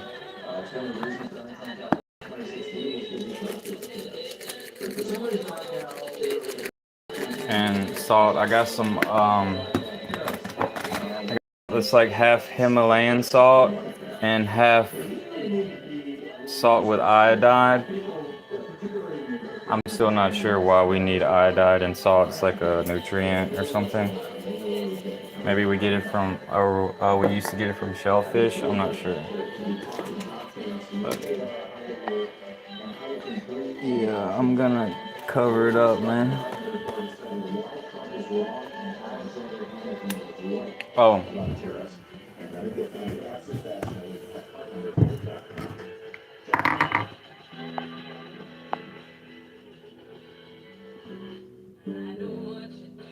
Yeah. It still ain't even that hot.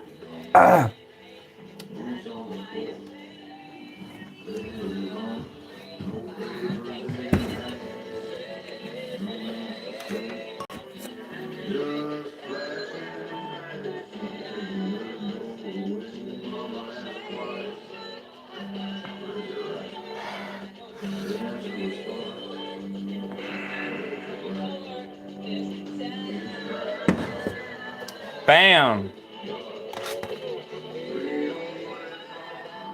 Sunny 98.3, the best music variety. Hey, it's Abby here, and last night the Grammys happened, and it was very I mean, from what I saw, I didn't watch the whole, I didn't watch it live or anything, but from what I saw, it was, but there are Tom Hartman's wife be making the AI songs, y'all. of the year, one of the biggest awards in music, of the Grammys. Really, the biggest award in music album of the year. It's a big one. One of Try it. And Bad Bunny, who is Oh, that was Cabbage. I don't know if I mentioned Cabbage, but that was Cabbage. with his album. And Record of the Year, another major award, one of the biggest ones. Yeah. Now, this is a memo from Tom Song of the Year was Billie Eilish with Wildflower, and I was a little shocked by this because there were a ton of great songs for Song of the Year, and I we have Lady Gaga with Abracadabra, we have Rosa Bruno Mars with ABC. I gotta eat these frog legs from yesterday, man. I thought that was gonna win. Golden from K-pop Demon Hunters, I thought that was gonna win. Deep fried frog legs.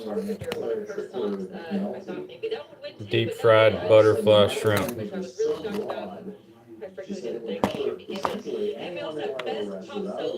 So you see why I try to cook something healthy. This stuff is not healthy. That award again for best pop solo performance. Best pop vocal album was Lady Gaga with her new album Mayhem. She won that one. That's fish. And a lot of people. Justin Bieber's album. The best part in that from the Chinese place, they got grilled salmon. That's probably like the best thing they have. And the sushi. No joke, hands down. Jelly Roll speech. Yeah, but you can get some turmeric, some garlic, put it in a cup, like a little cup. Pour some olive oil in there. Multivitamin. Half a multivitamin. Drink it.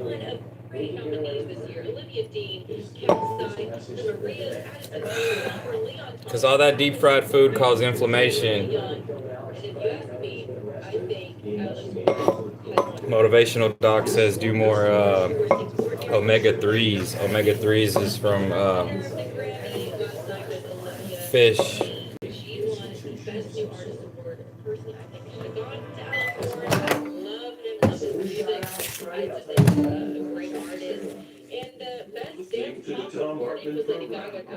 Frog leg. And best country solo performance was Chris Stapleton with Bad As I Used to Be. And this one was interesting. Best pop duo/group performance was actually Cynthia Erivo and Ariana Grande with their. It's really good. And if you're wondering, K-pop Demon Hunters, that song's golden. I try not to complain that much, you know. I just the more you know, the more you could complain, I guess. The Secret History of Coke Industries and Corporate Power in America by Christopher Leonard. This is from the preface. Yo, Tom Hartman be going on. 1981, Wall Street bankers in Wichita, Kansas. They went there to make an offer to Charles Koch, the CEO of an obscure mid-sized. Tom Hartman be going on strong. The bankers from Morgan Stanley wanted to convince Koch to take his family's company public, offering shares for sale on the New York Stock Exchange. Their deal was squarely in line with the conventional wisdom of corporate America at the time. Going public was seen as a natural progression for companies like Koch Industries, offering them access to big pools of money and promising enormous paydays for the existing team of executives. All it required from the CEO was to surrender control.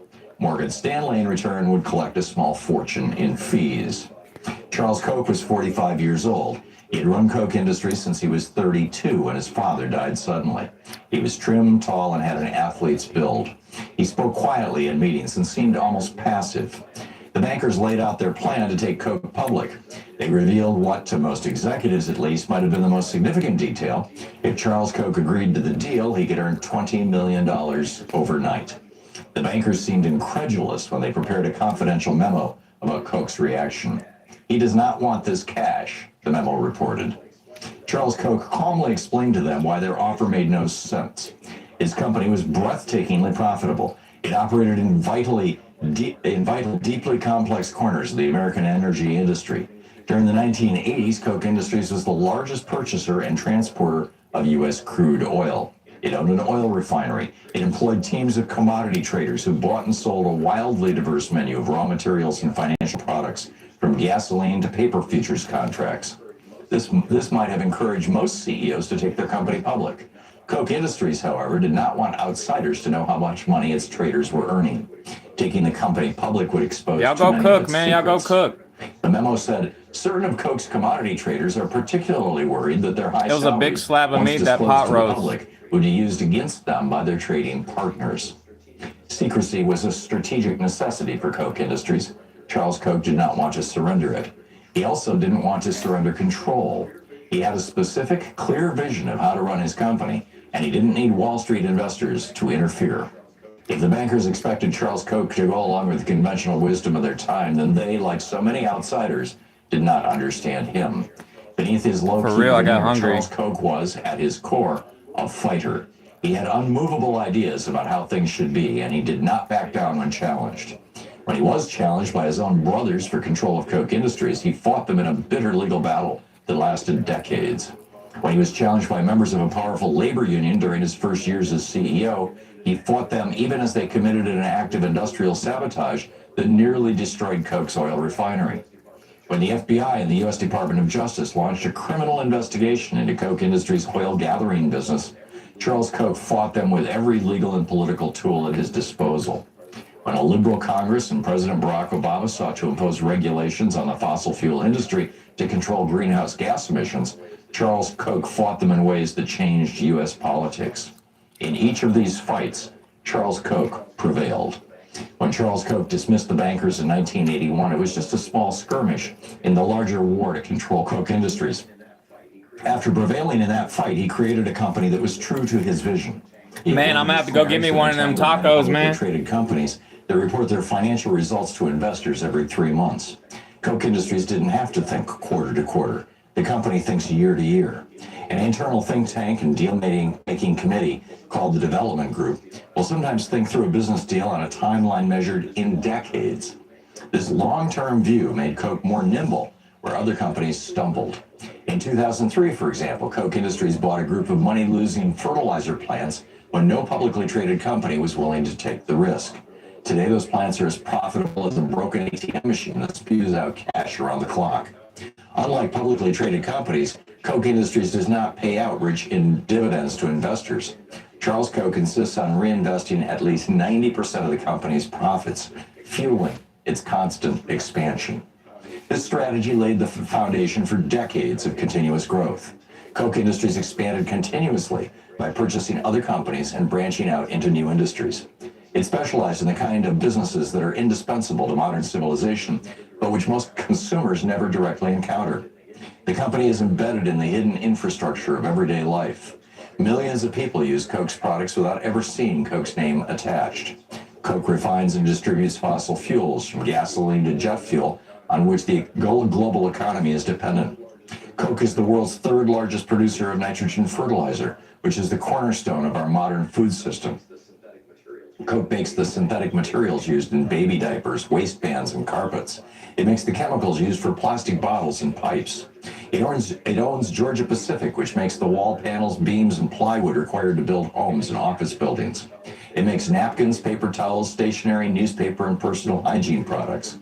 Koch Industries owns a network of commodities trading offices in Houston, Moscow, Geneva, and elsewhere, which are the circulatory system of modern finance. The book Kochland by Christopher Leonard.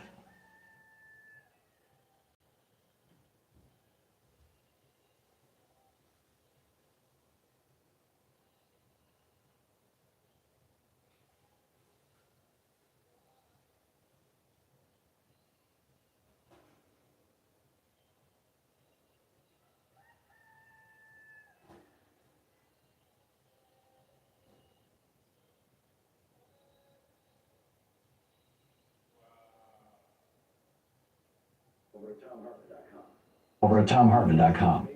So back when Donald Trump debated Kamala Harris, he was asked about world leaders and whatnot, and he went off on this thing praising a guy named Viktor Orban and saying he's a tough guy, he's smart, he's the prime minister of Hungary, and he loves me, basically. So who is Viktor Orban? Well, it turns out Viktor Orban is a guy who took over Hungary in a regular election, the prime minister, and then turned it into basically a neo-fascist paradise for right-wingers. All the media is now controlled by right-wing oligarchs. He's packed the courts. He's changed the Constitution so that they have things like gerrymandering and voter suppression, so he always wins every election.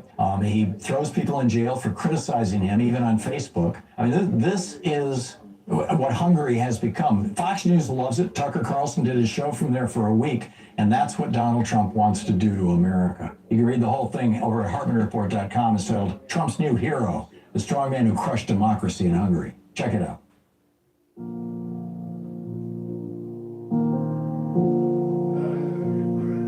I heard a crown hit the marble floor. Didn't come from God, didn't come from law. Came wrapped in peace with a price tag high. Signed in gold while the truth walked by. They said it started with a ceasefire pin, but it didn't stop there. It never does, my friend. One chair, one name, one iron hand. Drawing borders, no vote ever planned. Who made you king of the world tonight? Who gave you the earth and the stars in the sky? No ballots cast, no people hurt. Just a throne built on $1 billion world. You don't rule me. You don't rule us. You don't get the world because you say you must. They call it peace, but it smells like fear. Pay a tribute or disappear. No checks, no courts, no final say. Just loyalty bought and thrown away. Pass the crown to the chosen son. That's not justice. That's how empires run. We buried kings on this land once before. Now you're knocking on democracy's door. Who made you king of the world tonight? Back 36 minutes past the hour. So ProPublica has now published the names of what they are alleging. I haven't seen the proof, but they are alleging that these two guys, Jesse Ochoa and Raimundo Gutierrez. It's Jesus Ochoa, but he goes by Jesse. And Raimundo Gutierrez. ProPublica reporter J. David McSwain wrote the article. The statement says, ProPublica is publishing the names of the two federal investigation agents involved in the fatal shooting of Minnesota protester Alex Preddy. We believe there are few investigations that deserve more sunlight and public scrutiny than this one, in which two masked agents fired 10 shots at Preddy as he lay on the ground after being pepper sprayed. The Department of Justice said it is investigating the incident, but the names of the two agencies have been withheld from Congress and from state and local law enforcement. This is a stark departure, he writes, from standard law enforcement protocols. You think? Yeah, so where are these guys? What's going to happen to them? Inquiring minds want to know. So what's on your mind today? Joseph in Pontiac, Michigan. Hey, Joseph. Thanks for calling. What's up? Hey, Tom. Thanks for taking the call. Well, I've read a report by the Committee for the Responsible Federal Budget, and people can find that online, the Committee for Responsible Federal Budget. They said that with the national debt reaching $38 trillion, the interest on the debt is now $1 trillion, which is 1.2 last year. Yeah, okay, so that's 18% of the federal budget, an amount comparable to the entire Medicare budget. It's also comparable to the entire Pentagon budget. Yes, and so they're saying if the national debt continues to grow faster than the economy, because the economy is projected at $38 trillion, they said the country could ultimately experience a financial crisis, inflation crisis, or an austerity crisis, a currency crisis, or a default crisis, or a combination of all that. And I know you have that professor that comes on periodically with his view of economics. And I'd be curious to hear what he has to say in regards to this, because with in addition, Tom, in the first quarter of the budget year from October 1 to December 31, the Fed has already borrowed another $601 billion. So something's going to happen here, you know. I believe that the Committee for a Responsible Federal Budget is spot on. They just don't know where this thing is going. I think Warren Buffett has a hint of it. He's been selling most of his stocks and hanging on to cash. He's sitting on $335 billion in cash right now, which should cause us all to go, huh? Yeah. So, what do you think of this Committee for Responsible Federal Budget? I don't know much about them. If it is the group I think it is, and I may be wrong on this, but if it's the group I think it is, they're one of these billionaire-funded Republican front groups that for years and years and years have been saying the debt is going up and therefore we need to cut social spending. This started. That would be the austerity crisis. Exactly. That they would force huge spending cuts. Exactly. And this started with the Reagan administration. Shrink. Yeah, this is part of the two Santa Claus strategy. Run up the national debt when a Republican is in office. Keep in mind, when Reagan came into office in 1981, the national debt stood at $800 billion, not even $1 trillion. We had been continuously paying down the national debt had hit 134% of GDP at the end of World War II. We borrowed money to fight World War II. Every president, Truman, starting with Truman, then Eisenhower, and then Kennedy and Johnson and Nixon and Carter. Every single one of these presidents paid down the national debt until it was all the way down to less than $1 trillion, 0.8 of $1 trillion. And then Reagan came in and said, we've got to undo the New Deal and the Great Society. We've got to reverse these programs. How do we do it? We do it by running up the national debt whenever the Republican is in office. It makes the economy look good because a lot of debt-based spending stimulates the economy, so people will remember thinking that Republicans can have a good economy. And then whenever a Democrat comes into office, we will squeal like stuck pigs about the national debt. And what's interesting now is that ultimately this strategy, which every cycle, they use this to force Bill Clinton to, quote, end welfare as we know it. And Clinton did that. They used this to force Obama to cut back on food stamps and other programs. So Democrats have fallen like suckers for this routine. But now the national debt's gotten so bad. Our GDP last year was about $32 trillion. Our national debt now is $38 trillion. So we're back in the same territory we were right after World War II, about 130% of GDP. And, it's not necessarily dangerous in and of itself. But when you consider that $1.2 trillion that we spent on debt service last year, that could have funded a national health care program. That could have wiped out all student debt in the United States. That could have rebuilt our transportation. There's just amazing things that we could have done with that money. And instead, it all went to rich investors, mostly on Wall Street, although frankly, they're all over the world, people who hold treasuries. And, this is all there is. All of this, by the way, all of this debt can be accounted for by the Reagan tax cuts, the George W. Bush tax cuts, and the 2 Trump tax cuts. If you add them all together, you get more than $38 trillion. So, the other thing, Tom, is according to these guys, the federal fund for highways and roads is in 2028 will necessitate a 46% cut because the dollars are running out. So yes, there's a lot of those kind of projections, Joseph, are always based on the assumption that we don't tax billionaires, because these billionaire-funded groups always, if we started taxing billionaires the way that we were taxing them in 1980, the year before Reagan took office, and the top income tax rate was 74%, the top corporate tax rate was 50%. We would never, our national debt would never have gone over a couple of $1 trillion, period. And we'd be in great shape and we wouldn't be facing this crisis.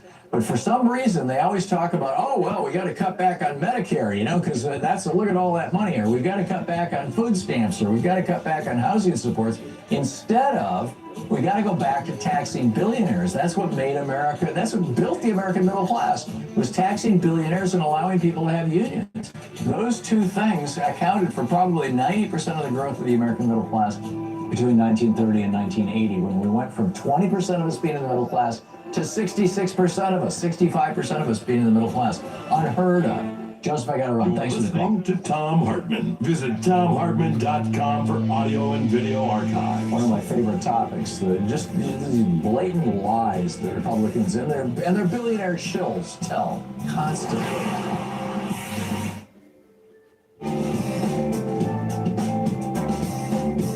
Damn, son.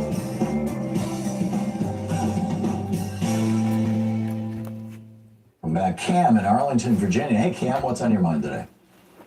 Hey, Tom. Thanks for taking the call. And tacos are fucking bees. About the situation with Venezuela, and maybe give you some of my thoughts. I just remember back when this documentary came out called The Revolution That We Televised, that covered the attempted coup of Chavez's government, and I just remember at the time noticing this uncanny valley feeling like that these right-wing media attacks on Chavez's government, it was like watching Fox. I didn't have any lettuce, so I did some shredded cabbage. And it didn't surprise me that the Bush administration was hostile, but when it came to the Obama administration, and I was continuing to hear these little whispers of that this is like this authoritarian system. And then I saw Abby Martin's Empire Files coverage in Caracas in 2019. I couldn't help but feel almost I felt kind of jealous. Like this Chavismo government seems more democratic than what we have. And I like it if it weren't for all of this unrest and yeah, I'll try it, man. Make some tacos for real. It seems like a lovely place, but then unless you speak out against the Maduro regime, in which case you immediately go to jail where you get tortured. And that's and I'm not hungry. I guess I'm open to being a bit wrong about this for sure. But I did want to hear some. Oh, he's talking about noticed what seemed to Venezuela. be sort of fascist underpinnings of the opposition there, and it just kind of came to a head with this whole situation that we just went through. This whole left-wing, right-wing thing, Cam, is just kind of hopelessly confusing for most Americans. Damn. The Maduro regime, sort of like the modern day Cuban government. They claim to be communists. The people own everything and all that kind of thing. And actually, they've been doing a lot of reforms in Cuba. But the bottom line is basically it's a kleptocracy. You've got, both of these countries run by regimes where all the wealth and all the power is held in a small number of hands. And if you stand up and protest, you end up in prison. And now they do have, national healthcare systems. And there aren't homeless people in Cuba because everybody is entitled to a place to live. And, you could argue that those are positive things. But it's hard, and I've been in both these places. I've been in Venezuela, I've been in Cuba, and it's easy enough to point out the benefits of these, in a high quality educational system. Mozzarella cheese.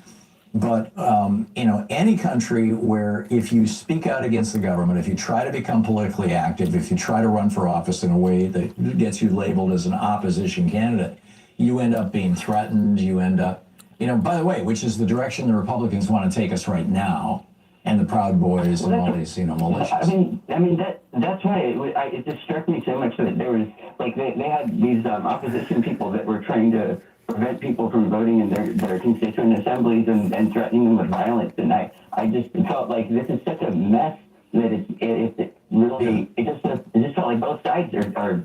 There's no good. God damn, I gotta get off this Thom Hartmann. I mean, it's possible to have a fascistic government when it comes to freedom of speech and freedom of assembly. I gotta do some wrist exercises. Give everybody health care. It's like, the two are not mutually exclusive. They generally, well, in fact, Hitler had a national health care system. Germany was the first country in the world to get one in 1886 under Kaiser Wilhelm. So, Cam, I got to run, but thanks. It is a complex situation, and slogans don't characterize it well. Thank you.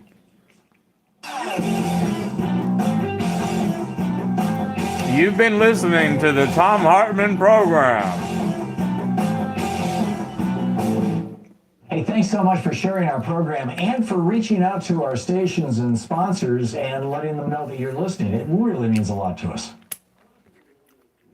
A lot of people wonder, where did this whole right-wing movement to basically gut our freedoms and end DEI and all this other, where did this all begin?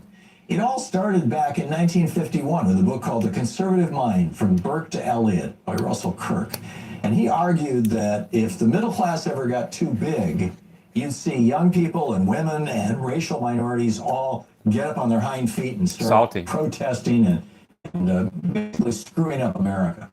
And in the 50s, even Republicans thought he was nuts. But then the 60s happened and all those protests, and suddenly Republicans thought, yeah, he's right. We've got to destroy the middle class. I put some apple cider vinegar on the cabbage. And that was Reagan's mandate when he came into office in 1981. There's a whole article about this. You can read all the details. It's titled The GOP's 60-Year Conspiracy. It was actually to Kill good. Democracy. None dare call it treason, but I will. It was actually good. Check it out. Apple cider vinegar on cabbage? What?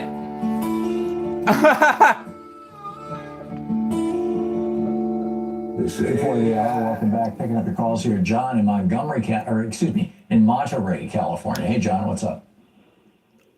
Howdy. I need a girlfriend, man. I'm tired of this shit. I keep saying I'm gonna go shave this off. John Bassett And this. Cleary, third generation newspaper person. I'm the author of the Hippie Dictionary, which is a history of the 60s and 70s.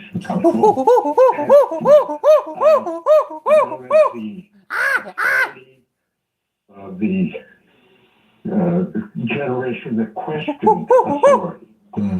I've written 2 other books.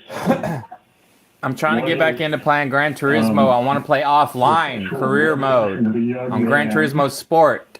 1955 to 80. I almost have it fully downloaded. Which is about the sexual revolution. It's taken me days. And another one, which is okay. The get the fuck off Fortnite and Roblox type shit if you're a grown up. Play some fucking Gran Turismo Sport or something. Hippie trilogy, and you can look. No, you're right. So, John, we've Battlefield 6. Go buy it. I got it for $30. Well, I'm Can't believe Battlefield 6. I got it cheaper than Terminator Resistance. Like, what the hell? People much. That was overpriced on the Terminator Resistance. Right now, but it's a classic. You want to feel like you're in the Terminator world from 1997? Go buy it. Sometimes it's on sale, the digital version, for $12. For where Hitler and Stalin were friends and patting each other on the back. And, yeah. And then... Man, I'd love to have me some CBD right now, man. Some weed oil. To own the world. Right. And they realized some real weed, that dark green from 2008. I love that shit. I miss that kind of weed, man. Yes. Fortunately, they did not have the atomic bomb. We in America got it first. But had they had it, weed prices suck in the South. What are y'all paying at the dispensary? Would have disappeared. And right now, see, I'm worried. Some of them Northwesterners are getting it for $1 a gram. 40 years. If these for real, they got weed for weeks. Many of them there. They don't even have to spend $100. They have enough weed for weeks. Yeah. They want to own the world. And no, Hitler, Mussolini, Stalin, all of them were severely abused children. They could spend $100 and have enough weed for the whole month. Deep insecurity, and the way that they projected that. Don't you wish it was like that? Absolutely everything around them. This is a fairly common scenario for dictators, and I would argue. I live in an oppressed state. What's the point you're trying to make, John? Definitely. Yes. Well, so if Probably when we hardly start anybody's getting going to the upset with each dispensary other, buying start weed, throwing man. For real. rockets at each other, the world is over. You know, people talking about the Third World War. Well, it will be the last World War. Could be. If they do this.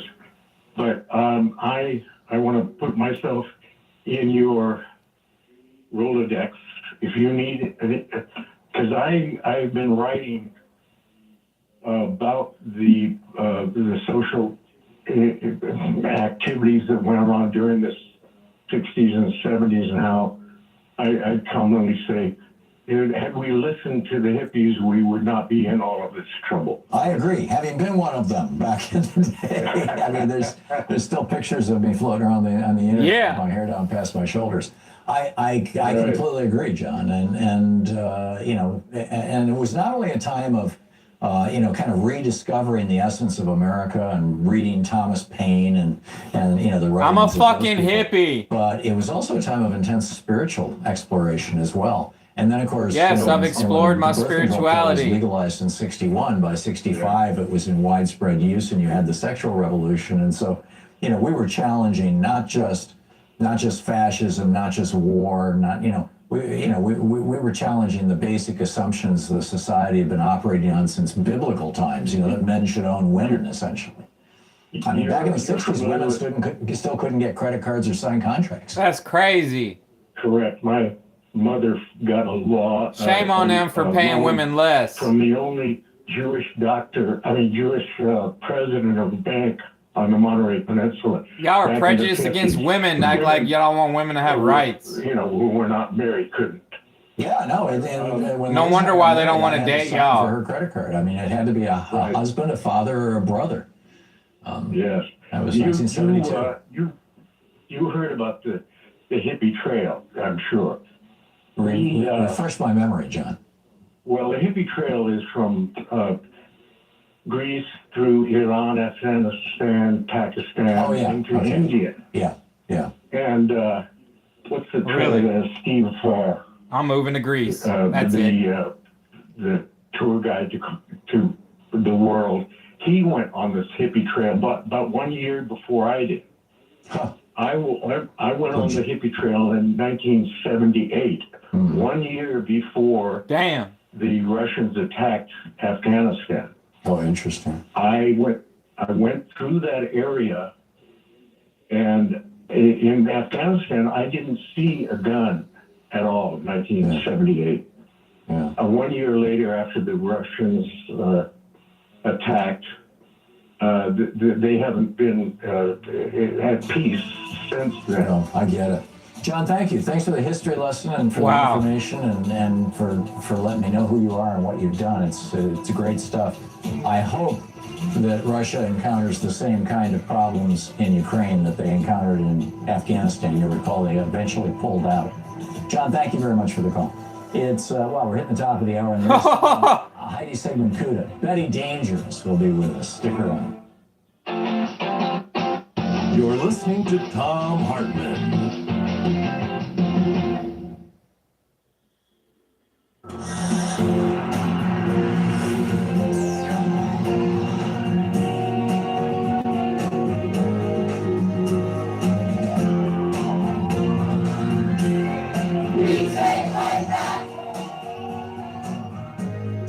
Damn, is that Thom Hartmann? Oh.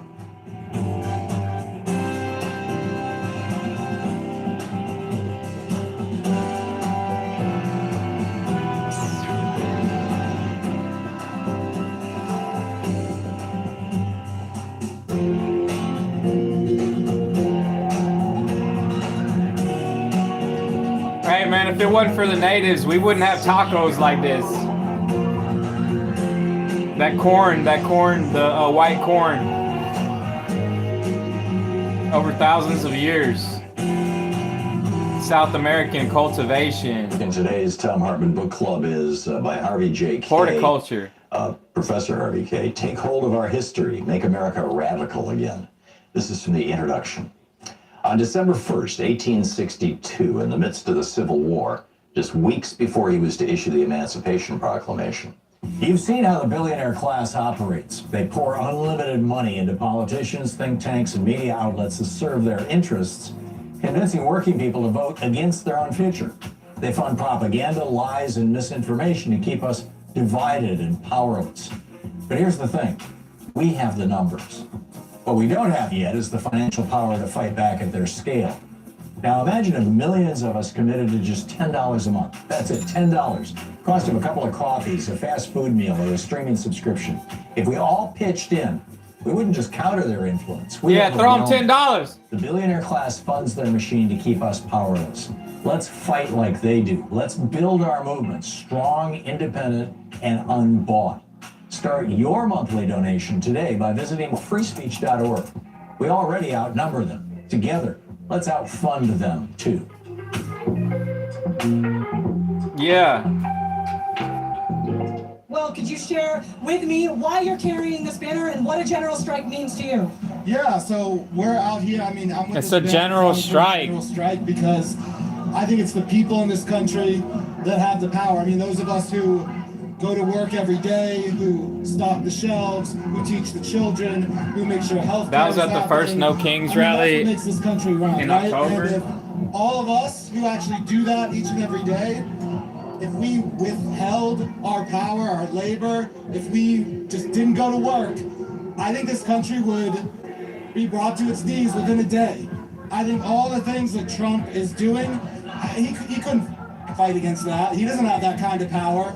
I mean, look around you in the streets. This is where the power is. Everyone here can feel the kind of power that we have out here in the streets when we come together. If we can do that in a coordinated way, general strike, we don't go to work. We just, everyone calls out and we shut down the economy. And that is what it's going to take, I think, to really get this kind of change, really make a system that's actually going to support all of us who are out here, all the things we want, because no one wants Trump's attacks. No one wants what Trump is doing. We just need to realize that we have the power to stop it. Definitely. I mean, one of the things that really made me want to come to this banner and talk to people about this was that thousands cheered so loudly when Mayor Brandon Johnson brought it up earlier. So the mood in this country is very much so, how do we take power? What is that next step? What does that look like? And there is a historical precedent of general strike in the United States. In fact, FDR, everything that FDR passed, and all of the gains won by the labor movement, the 8-hour workday, as was mentioned by a guest earlier, and on top of that, the labor movement, 1938, there is so much history in this country for general strike that ushered in a new era of all the progressive gains we have today. So it's not without precedent in the United States, and I'm curious your perspective on that, and in particular, just this question of why is this different than an Instagram call? I mean, I see that everywhere. People share the idea of general strike online, but what does it mean when we're talking about it in a serious way? No, that's a great question, because there is a real history in this country, like you said, and honestly, a lot of people don't know it, right? We don't get taught in schools about what it has really taken to even get all the gains, all the reforms, things like an 8-hour workday, like Social Security, right? All these things we take for granted, were because people came out and fought and struggled. And if it's happened before, I think that means it can happen again. I think part of that is showing people like, yes, it really can happen here because it has happened here, and there's that hidden history, right? That I think actions like this, a big banner like this, can help to uncover, right? I hope people who see it go home and look up, what is a general strike? When did we have general strikes here in the U.S.? And I think, because we do, I've seen them all too on Instagram, you might see people just calling for it. I mean, I think the difference is the moment that we're in right now. I'm not even going to try to estimate the size of this crowd, but certainly tens of thousands, possibly 100,000 out here on the streets. When we're in a moment like this, I feel like what's possible becomes so much more. With our banner, I've heard people are walking by and saying like, oh, what does the banner say? And when I tell them about the general strike, and sometimes I explain what it is, they think for a second, they're like, oh yeah, that is what we need. That is what it's going to take, right? And that is something we can do because, again, we have the power right now. And imagine if all the people who are out here today, right, said, all right, come Monday, I'm not going into work. That will be huge, right? When the people are mobilized, the people are already out in the streets, I think it becomes much more possible to take them to the next level, to the next step, when they realize the necessity, which people increasingly are, right? When we're seeing just the depth of the attacks that are happening, trying to roll back all those gains that were won through past struggle, you know, that you were talking about. And they're not gonna win.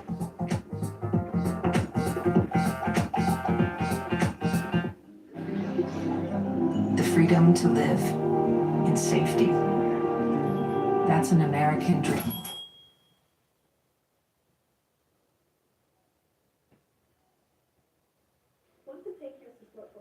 Want to take your support for Free Speech TV to the next level? Become an FSTV Frontline Funder, a leader in the fight for independent media. Make a donation of $1,000 or more towards a match pot that is used to inspire thousands of viewers to give, doubling, even tripling their impact during our pledge rise. This is more than just a donation. It's about building a movement. Your leadership makes it possible for Free Speech TV to stay fearlessly independent, free from corporate influence, free to tell the stories that matter. This is your chance to lead, to step up, to make a real difference.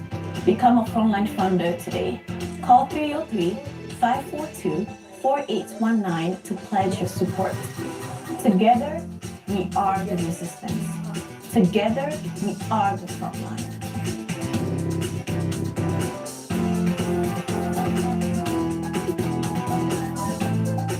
Empowering voices from every corner of society, Free Speech TV is dedicated to dismantling barriers of race and class. Thank you for being a part of our journey toward a more inclusive and just world.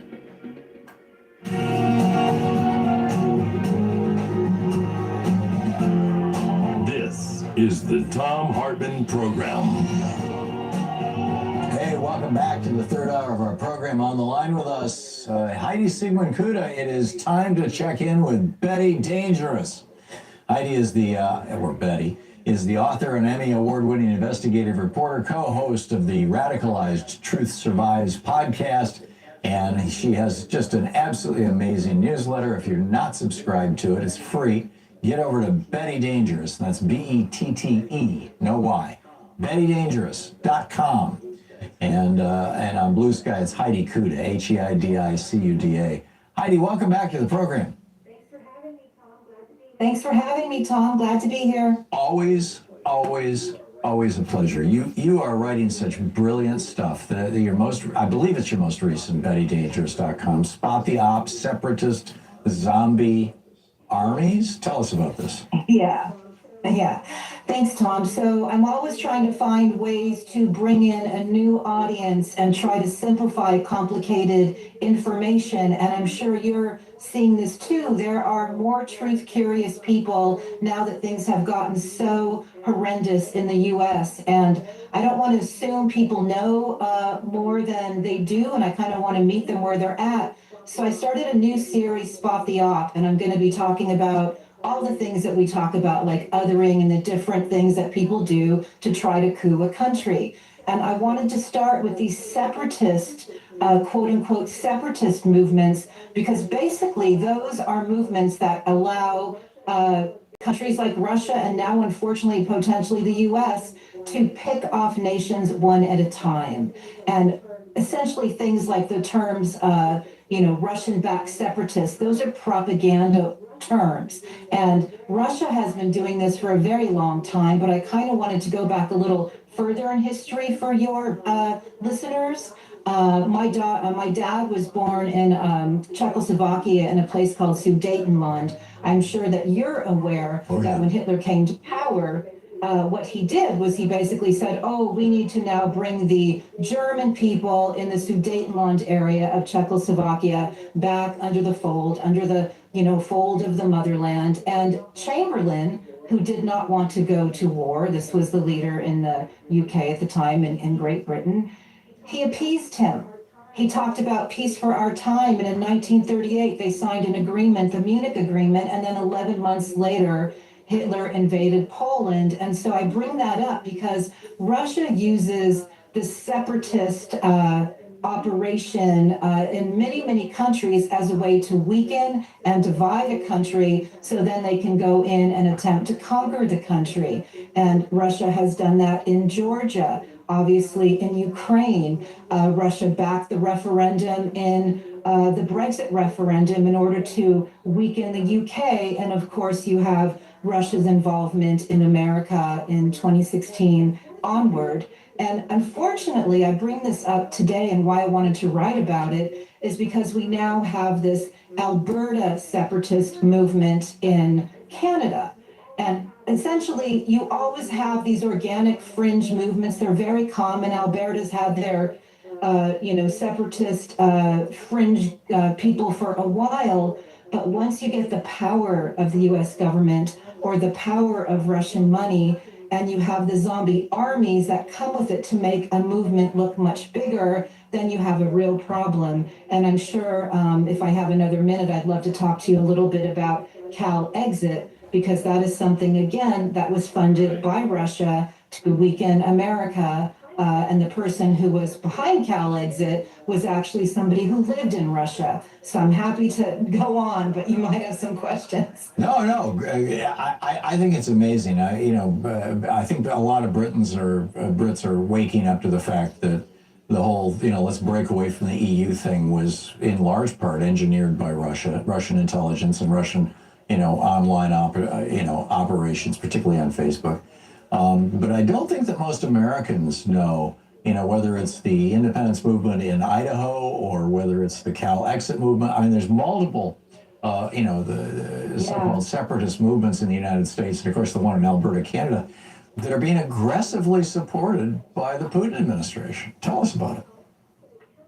Well, so CalExit is a very important one because it's kind of the template for this. Mm-hmm. You have somebody who begins saying, California needs to become two countries and secede from the Union. And this is back around 2015. It started a little bit earlier. But then you investigate further and you find out that the person spearheading it actually was headquartered in Moscow, had one of those three, letter agencies, anti-globalization, something or other, based in Moscow, who says, well, I'm now going to have to go to California to try to defend California. It's Russian funded. He was an American, right? But yes, he was from New York. And the thing is, most of these quote unquote separatist movements always come from domestic people who happen to be financed by Russia. And the thing that's so confusing, I think, for people in democratic nations is they just don't want to believe that they could be as manipulated as they're being. And unfortunately, in this case with CalExit, this won't surprise you at all. You mentioned Brexit. Who else was involved in the CalExit movement? Nigel Farage. Get up off here, y'all. Y'all have a good one. The quote-unquote bad boys of Brexit. Enjoy your life. Stop listening to all the fucking bullshit on the internet. All over the world. And again, the divide and conquer concept, the military strategy, it's like the oldest trick in the book. If you divide people, you weaken them. And enjoy. The difference now YouTube dividing y'all. London today is that you now have the zombie armies. So you can take